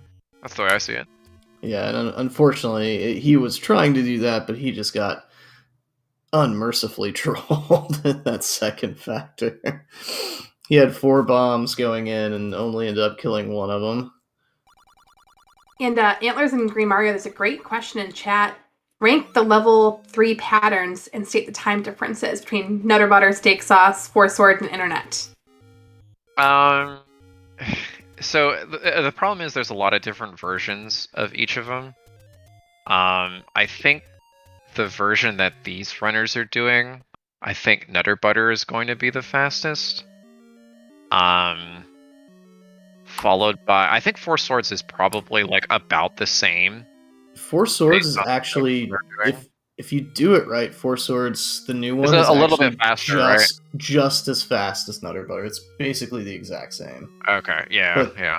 You usually even have better resources off of Four Swords. You have the chance to get a couple rupees if you place the bomb right. Yeah. But yeah, I mean they're pretty much the same. Like it kind of depends on like your movement picking up the bombs and like resources and stuff. So I mean they're pretty, I'd say they're pretty comparable. Yeah, I mean unless you're going for like a 27 or something, there's not a whole lot of difference between them. I mean, steak sauce is technically going to be the slowest unless you're doing fast steak sauce. But the version these two are doing, the two that are doing the manips, steak sauce is definitely going to be the slowest. Internet will be the second slowest, and Four Swords and Nutter will be about the same. A funny little tidbit that I do, since I try to manip it to Manhandla, the Four Swords and Steak Sauce, they line up to the frame when you get to the second factor. So they are literally the same. like, oh, that's pretty crazy. Actually the same frame. Yeah. So, I mean, those are the same. But, yeah, you probably do fast steak though, don't you? Yeah, exactly. And I mean, it's about the same as like Nutter Butter. Like, you know what I mean? It's like, it's maybe a couple frames slower than Nutter Butter, or like whatever, like, or faster rather. I'm sorry.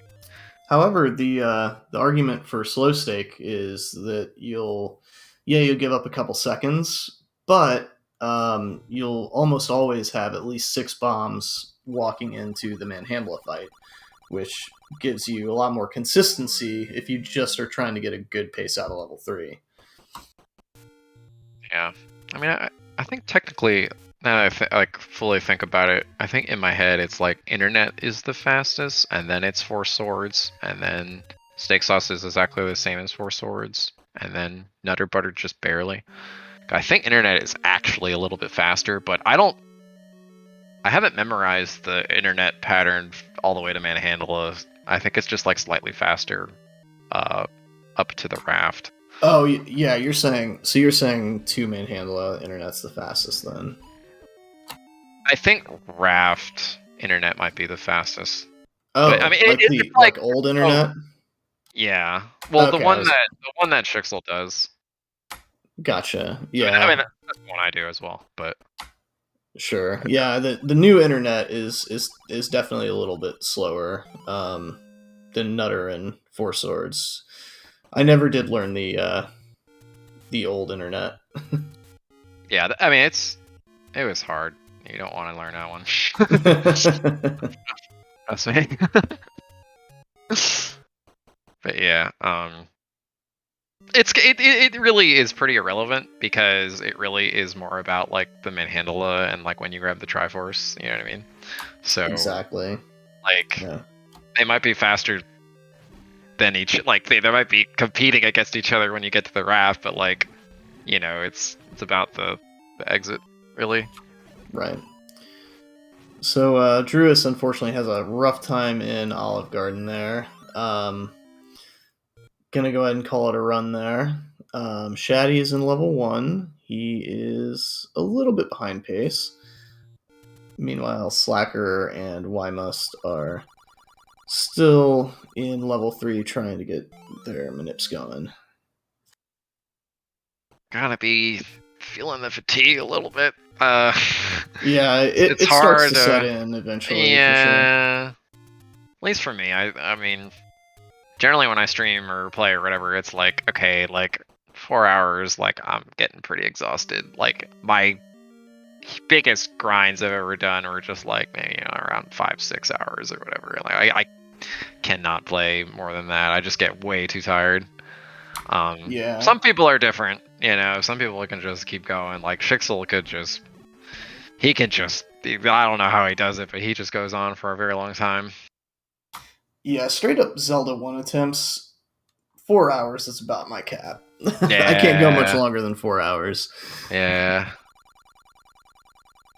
Especially now that I have like dogs and stuff, it's like I gotta like I gotta take them out. I gotta touch some grass. Like I gotta go do something. Like, you know. Speaking of, we're in our last hour of this event. It has not felt like over 3 hours actually. This has been fun. Yeah, great to see all 4 runners going at the same time. We've seen some hot paces. Yeah, I know we were joking at the beginning that some of these runners typically don't stream for this long, but they're all still going strong.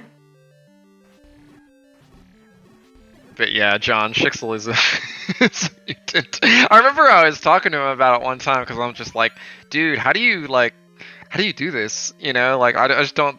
He's just like, he said something really simple, where it was just like you know, I'm just like, I'm trying to get better at this, and like I don't stop until like, you know, I'm satisfied. Like that kind of mentality. Like, I mean, there's a reason why he's just so good. I mean, he's really like, it really is a determination thing. Like he's sets his mind to something. You know, it's really admirable. Like I love people that could like try really hard. Yeah, for sure. I mean, his play kind of reminds me of a lot of how Drone approached it back when he was seriously grinding. Just that sheer determination and will to sit there for hours and hours and just grind the attempts out.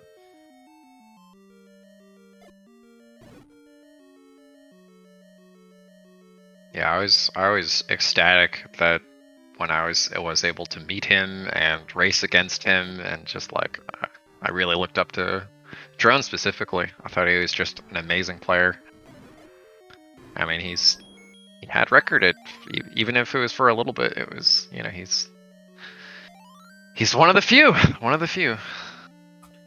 No, definitely, yeah. I mean, it's definitely interesting to have a lot of people kind of in the same community who started playing the game at different times and following the game at different times, and you know, hearing the different people that they have looked up to from when they started playing. You know, just kind of different generations of the game. Obviously, for a lot of people, it's going to be Lack Attack, but now, you know, the newer generation, it's people like you and Shixal. For me, I got into it, you know, more on the rando side originally, so it's people like Random Effect, JSR, Redbird Grad, folks like that. So it's a lot of it's a really big community and a lot of really good people in it. Yeah, it's cool how there's a lot of people from like it's like they're almost like separate but together at the same time, because like there's a lot of overlap within the like Z1 rando community and the Z1 speedrunning community. That's pretty cool. Yeah, and the rando and vanilla communities kind of, you know, there's a lot of people who would not ever have started playing the vanilla game in a speedrun capacity if they hadn't started with rando. I'm definitely in that category. I never would have tried the speedrun if I didn't play the rando first, and I know there are people the opposite way. So yep, I'm the opposite.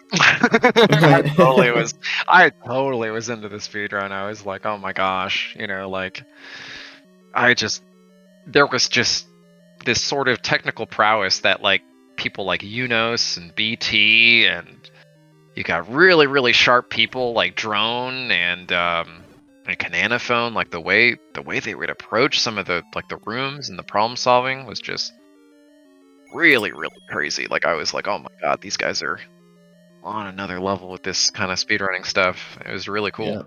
Yep. Some of those old school vanilla runners are still just crazy impressive with some of the things they could do. Like Unos's consistency, just some of the crazy stuff he could do, and BT with his just insane I mean, execution controlling was crazy. Yeah, I mean, there's BT was just crazy with pulling stuff out of just impossibly dead situations and being able to pull it out and continue.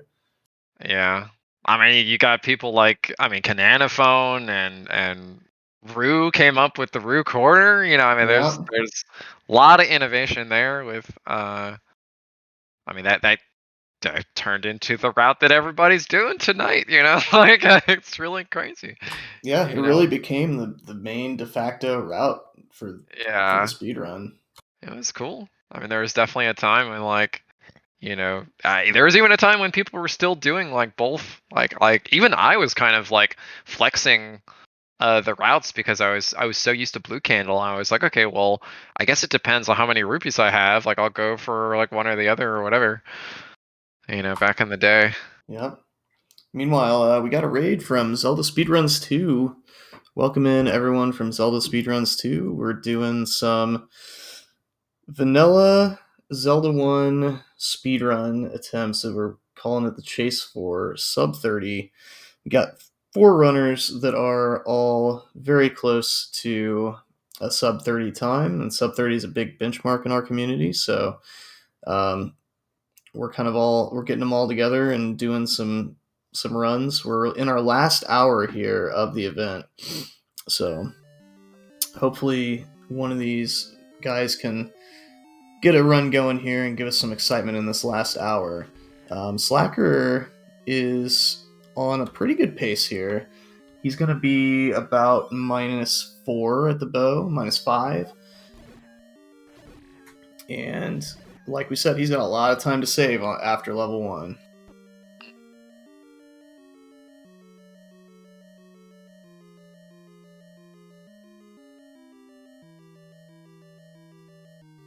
But yeah, classic speedrun category here. No up and A. Basically, can't really. Well, on the second controller, if you press start, you press up and A on the second controller. It takes you to a little continue, save, retry menu, and that's basically just like not allowed.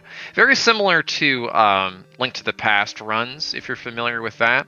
The category NMG, or a lot of categories just don't do. It's no save and quit, and so sort of the same thinking there is like no death warping, no saving and quitting, like that sort of thing.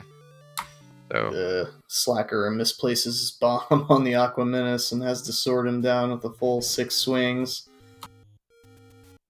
Still green, and you know how much time he can save here, though. Yeah. So He's got to nail these desert scrolls. A little bit of hiccup there, but he got it. And it looks like Druis has bowed out for the night, I believe. So if that is the case, get your GGs in chat for Druis. Had our only completion so far, and also got to Ganon twice tonight, so put on a really good show. Oh, his stream is reconnecting. Oh, sorry. Oh. Okay. he's still going. Nice. That's what I like to hear. Calling it too early on Druis. This just means that you're going to be back, Druis, and you're going to sub 30 on your first run. Yeah, let's go. There he is. It's just the fact that, Quiff drove over to Druis' house and took out the internet for a few seconds. Yeah, Quiff has a nasty habit of taking out internet poles. Traveling across country. Sabotage the Z1 runners. He's done it before, I swear to God. Oh, no, it's been twice. That's twice, that's right. Yeah. Yep, both are both relay relays. races. Yep.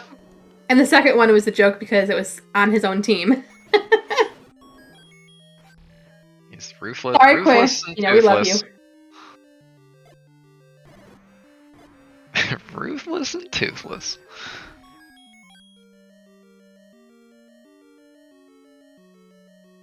Ooh, Shaddy misses the bomb there on the like. Gonna have to stab it all the way down.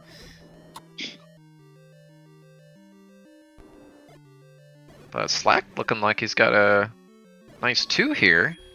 Yeah, gets a lucky bomb there. I think that was a force bomb.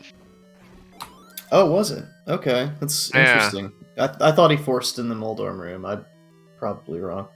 Problem is, he might be in some fairy trouble here. Since, he might get hit in the overworld. We'll kind of take care of the fairy problem, but... Yeah, as long as he doesn't get up to a 6 count before the basement, he should be okay. Yeah. I'm not 100% sure because it did a little, desyncing thing. Oh, well, he got hit there anyway, so... Yeah, that problem has been thoroughly solved. Yeah. No fairies. No worries.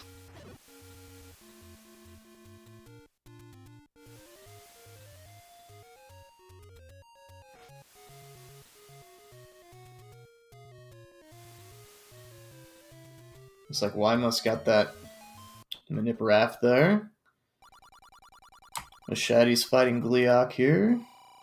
Takes a bop. Got the first head down though. 3, 4, 5, 6. And the nice fairy. It's always nice to get that head that's like, once you kill a head and then the second head is like moving from like down left, like swinging to the right. It's always a great situation because you always want to be dodging the fireballs to the right. Right, yeah. A little, like skewed to the right a little bit. It's not like the very center of Link. Fireballs aren't the very center kind of thing. Yeah, and a really underutilized tactic on Gliok is purposely, oh no, Slack, place the bomb to the right. An underutilized tactic on Gliok is, in order to avoid a possible troll beam, intentionally hitting his attached head, which only does 3/8 of a heart of damage, versus a full heart. It can really help you out if you're starting to get low on health and you just need a few more swings to assure that you're going to get that Gliok down and you're not going to die. Oh no! This place is that first bomb. Yeah. Happening so all tough. night with everybody. Yeah. It's just getting gridded. It's so hard. You've got to watch your positioning when you turn to place that bomb up so carefully. Because if you're not on a full tile or a half tile, you're gonna get gridded when you try to lay that bomb upward. I think even if you're on the full tile, you just press like, if you like, let's say you're not facing down, you press down and B, just like slightly too fast. Like I don't think it's actually the grid. I think it's just like you don't turn fast enough. Like when you like place the bomb, if you press like down and B at the same time. Yeah, true. Like I've definitely seen both happen. Yeah. I mean, yeah, if you get graded as well, it's like can also be super screwy. That's just unfortunate.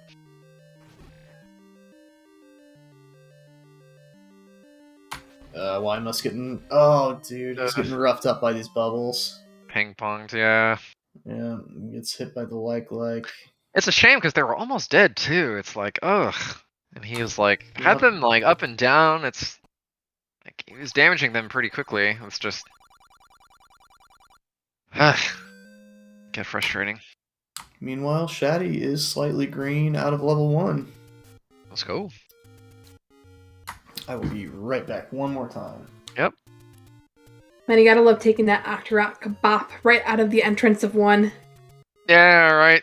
He's there, just waiting for you. It's like, oh, you think you have full hearts? Not if I can help it.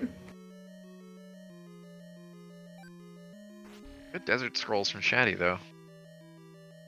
And notice the tile that he's on. That's the tile that you want to be on.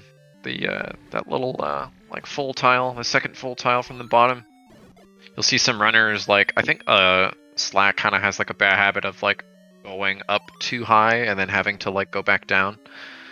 You know, every little screen that like, you know, you're adding in a lot extra movement, you know, it can pay to like iron out all those screens. Oh, he had steak sauce and just Slacker just misplaces the bomb again. Really unfortunate. Yeah, you can tell it's a little frustrated with that. Yeah. But after, 3.5 hours, I can see why. Yeah. And I have no idea what Wymus was just doing. He's doing something. Oh, maybe taking a quick break. Yeah.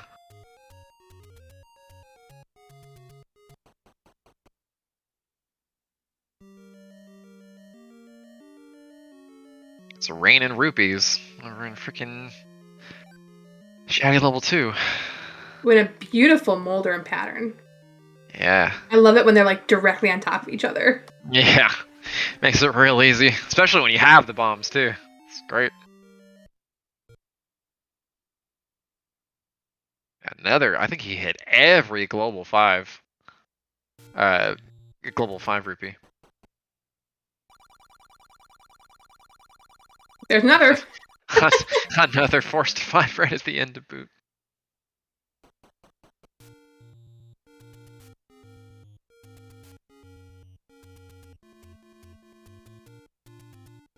But yeah. Nice. Green. More time, another 5 seconds. Pretty nice.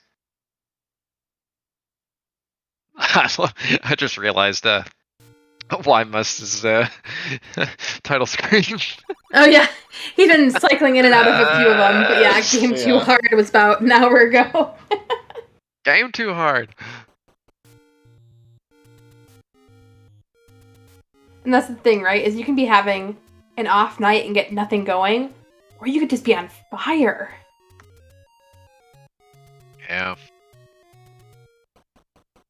Definitely a lot of times you feel like you can't get out of 3. A lot of streams. It's just like, true. man, I got to level 5 once tonight.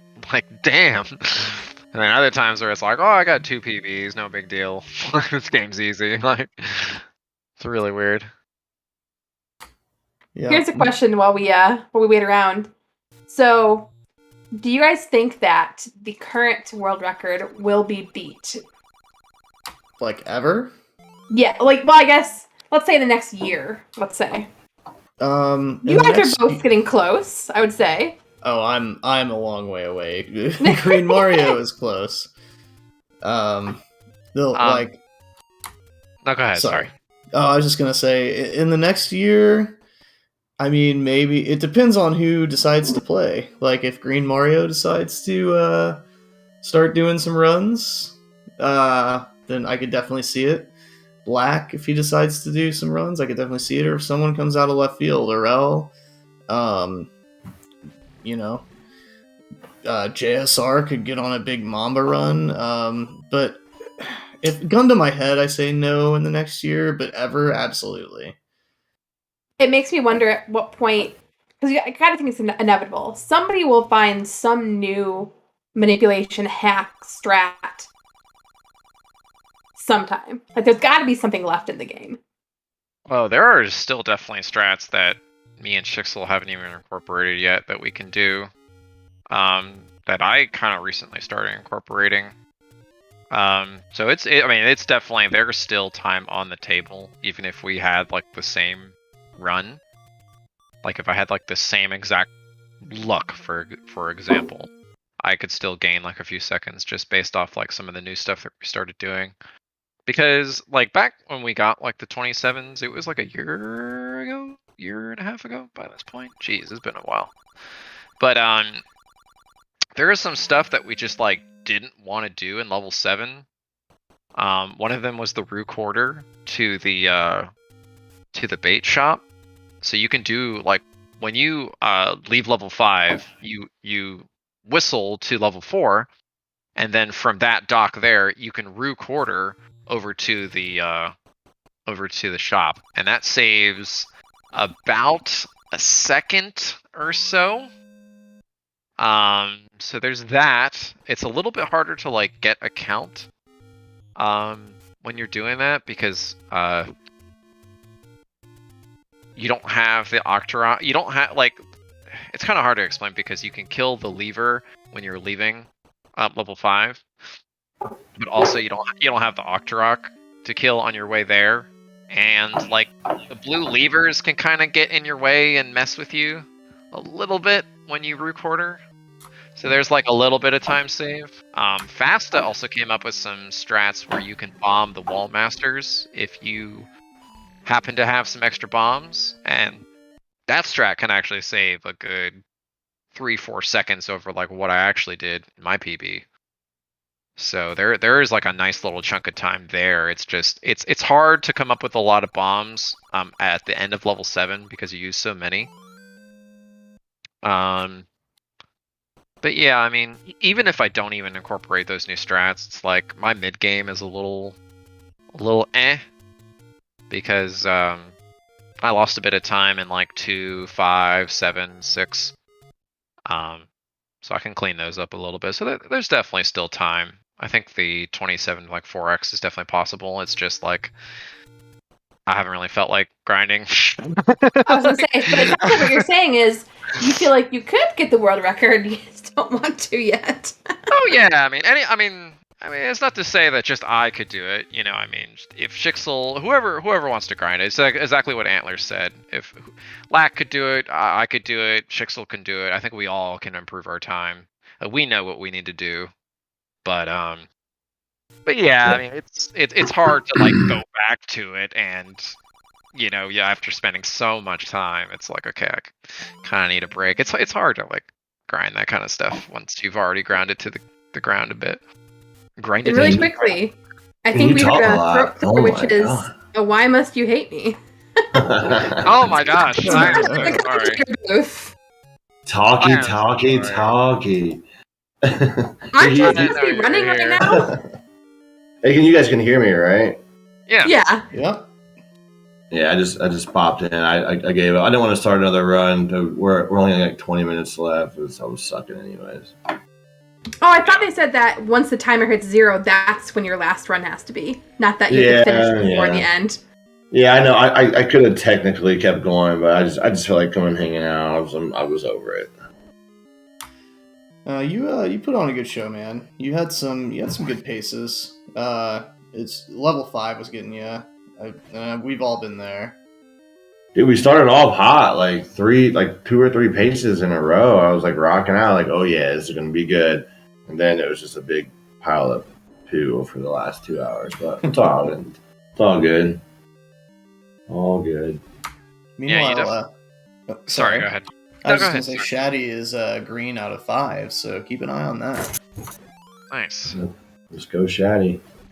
But yeah, you definitely it seemed like you had a lot of momentum when you first started. You were getting really good paces, like out of 1 and out of 2 and stuff like that. But yeah, it's Zelda's a grind, man. Zelda's a grind. It's hard to like keep pushing after so long, especially like in one night, like an event like this. It's hard to play for like I have a hard time playing after 3 hours essentially. Well, it's pretty standard for me. Like as the night goes on, more Kool-Aid has been drank and more enhanced breaks have been taken, so it usually goes downhill. I will say, if you haven't seen or you haven't had the stream on in the background, we've only had 1 completed run out of all of you in 3.5 hours. So really, who was it? Drew was probably. Yes, it was. Yeah, right away. Yeah, he got a 30:54. Oh, nice. He also made it to Ganon before that, but died with 1 heart on Ganon. So. And what kind of pace was he on when he died? Do you guys remember? Was it plus, it was definitely just kind of like plus 20. Like he was trying to finish or whatever. All right. I think it was like plus 18, maybe something like that. Right on. Well, it was fun, man. I mean, thank you guys for doing this. I know we're not quite done yet, but I just got tired of running. I want to come hang out. You're officially turning from a runner into a commentator. Yeah, is that allowed? Am I breaking the rules right now? Well, we didn't have Bogey. You can just pretend you're Bogey, right? That's cool. I'm Bogey. I got a 28 or whatever he has. Just pretend. Yeah, what back to what Jay Coper was saying in the chat. Yeah, there hasn't really been a human theory task yet. I think like the closest thing was like JSR kind of like extending the manip to like stuff like level 5 or whatever, to try to like manip the recorder room, since essentially you don't have to menu at that point, and the menu can throw off any sort of like manip you're doing, since 1, there's no way to do it frame perfectly, and 2, it can kind of mess with the like targeting system when you start like pressing start or whatever. But yeah, a human theory task would actually be really cool for Zelda 1. I just don't think anyone's actually like done it yet. A lot of the tasks are like really interesting if you've like seen them over the years, like come up with really cool strats. they're really neat. I should like I know like the most recent task that came out for Lord Tom a few years ago was really cool, but some of the previous tasks like before that was actually really cool, like combat wise and stuff. If you've ever seen them, they're definitely really cool. I highly recommend checking them out if you're ever just like bored or curious one night. Shaddy needs some good bomb juju here. Yeah, the old zero bomb walking into level 6. Yep, classic. He's definitely in PB territory here. Yeah. Oh, absolutely. Yeah, he could absolutely PB. His 6 looks a little soft. He could get a little time back here. He can get a little time in 8. 8. You're never gonna gain a ton of time in 8 unless something just went really wrong in your PB. But he's got a little time in 9 as well. I think his softest split is the 6, though. It's the heart, but no bombs. Oof. He's only got Love all pretty the much- bomb luck emotes in chat. Yeah, couple chances left, but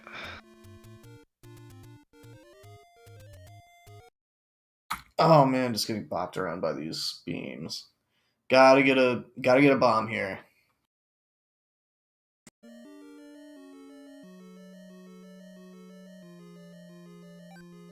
Oh no. He's got like Okay. one more chance, maybe. Oof. Come on, bombs, please! Yes! oh, Woo! Wow. now he is losing a significant chunk of time trying to do stuff like that. So Yeah. it's not like just because he's got bombs, he's out of the woods or anything. But he can at least Yeah. continue. Unfortunately, he really didn't have a choice, but yeah, it's gonna cost him. Yeah, he's got to like push it, you know. Grabbing that extra bomb pack may have not been ideal, just because it's a little slow. He took a bubble hit. Gonna take another bubble hit. Ugh.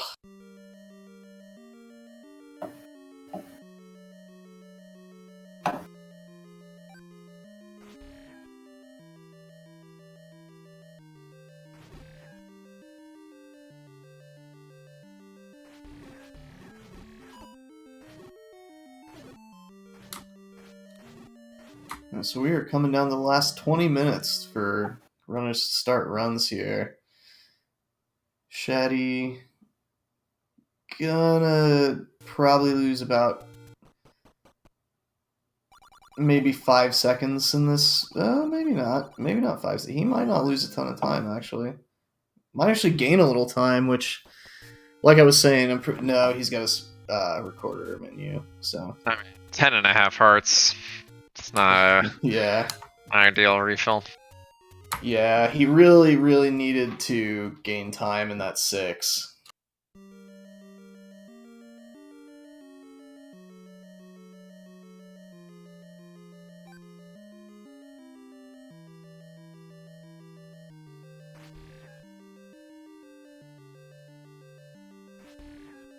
Druis with a nice second factor there. Yeah, getting close to last call here for the for the runners. I know. I kind of feel bad now that I just didn't keep going because these guys are going strong. What a quitter I am. Quitter. I mean, it's a hard game, man. It's hard. I mean, it's hard just to like keep pushing yourself over time. You know, if when you're done, you're done. I mean, 4 straight hours of Zelda 1 attempts is I know. it's a lot to ask of Quite a lot. anybody.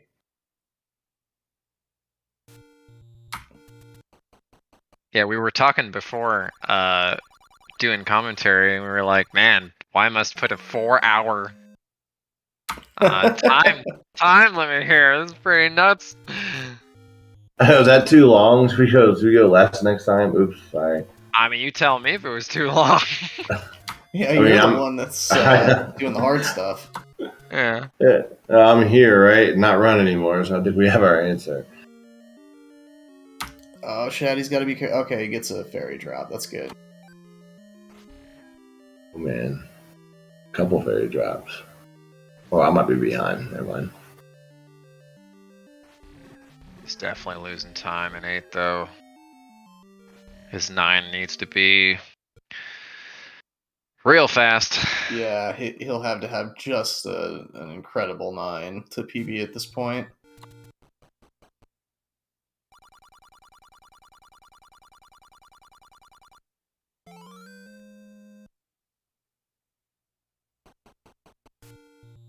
It's a good Gliok. Oh. Another big refill though. Ugh, Yeah. not helping him out.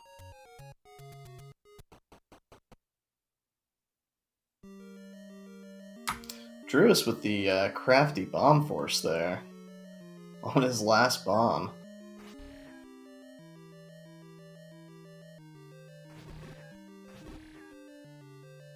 Was there any other hot paces tonight? I wasn't watching at all, obviously. The hottest pace of the night was probably Slacker. He had a. He was like minus like 17 or something like that. I think he was actually like almost at one point in that run. I think he was like minus 24, like going into 5. I want to say. Oh wow! He Definitely had a lot of time to save at the end. Yeah. Yeah. Dang. Yeah. Things did not go super well for him in levels 5 through 6.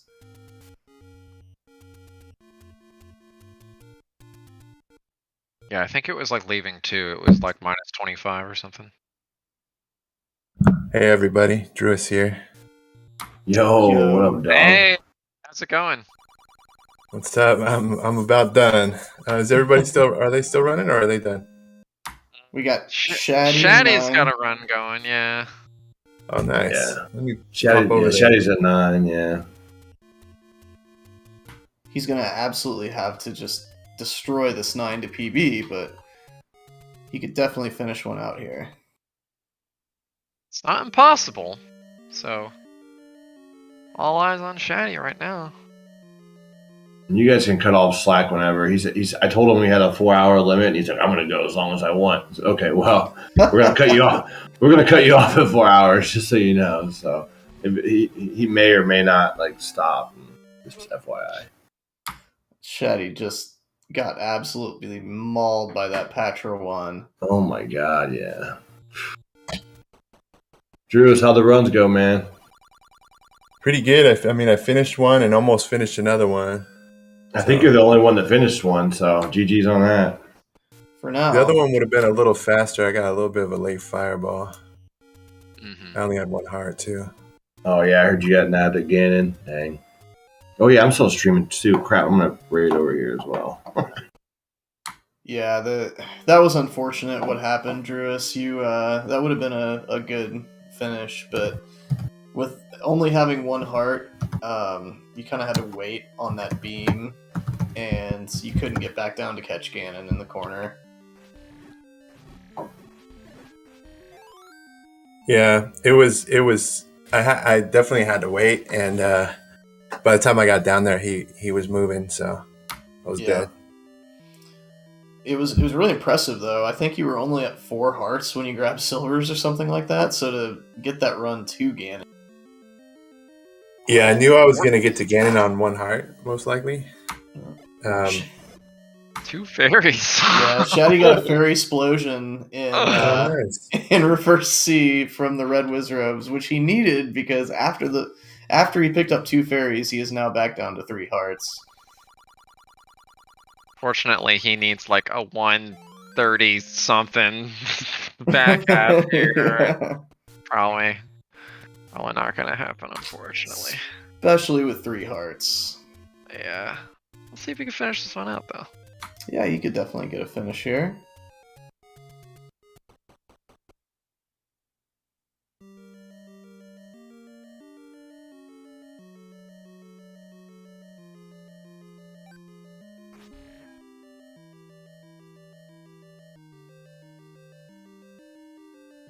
Drew, I don't think you cut stream, homie. You press the stop I stream button. just cut right now. All right. Cool.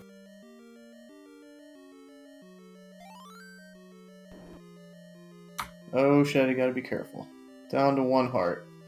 Hopefully he gets a good red Wizrobe spawn in Diamond Cutter.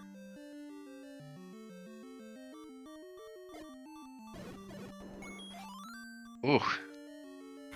Very well executed there. Alright. Finish run number 2 incoming, maybe? See. Got Patra 3 and Ganon to contend with. Although, being probably definitely the most experienced rando player of the 4 of you guys, I would definitely say that his ability to readjust when things don't go exactly according to plan on Ganon is probably the highest, just because rando, you have to deal with that all the time. Oh, yeah, easily, I'd say. Here we go. Oh, the late beam. Oh, he catches him, though. Let's go.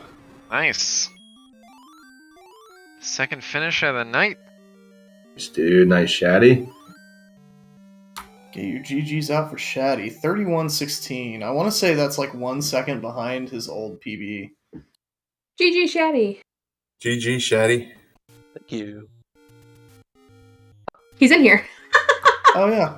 Oh, yeah, there he is. GG's, Thanks for man. everything. Thanks for putting this on. This was fun. Good I'm time. guessing that means you're calling it then, hey? My thumb throws the towel. Been there, too. And so you were only the second runner to finish tonight. Yeah, saw Druis earlier. Wrapped up a nice one. Slack was on crazy paces. A couple times, it looked like. Yeah. Yeah. Why must you were hot out of the gate, it looked like, early on. I know, man. We were just talking about that. Like, started off, like, I was like, oh, this is going to be a good night. And then it just, you know how I do. It went downhill pretty fast. Yeah. Happens, man. Toward the beginning of the stream, like, we were pretty fixated on Why Must, because he was the one that was getting all the runs out of level 3 and 4. I got out of 3 after like an hour after missing the first half hour. Yeah, Manhandle Solid. was just bullying you for a while, dude. It took me a little bit too. Yeah, Manhandler was giving me some rough patterns. Yeah. The fun of it all. I had to shake the nerves. I always got to shake the nerves a little bit in the beginning. The Slacker gonna get a sub 4 ladder here.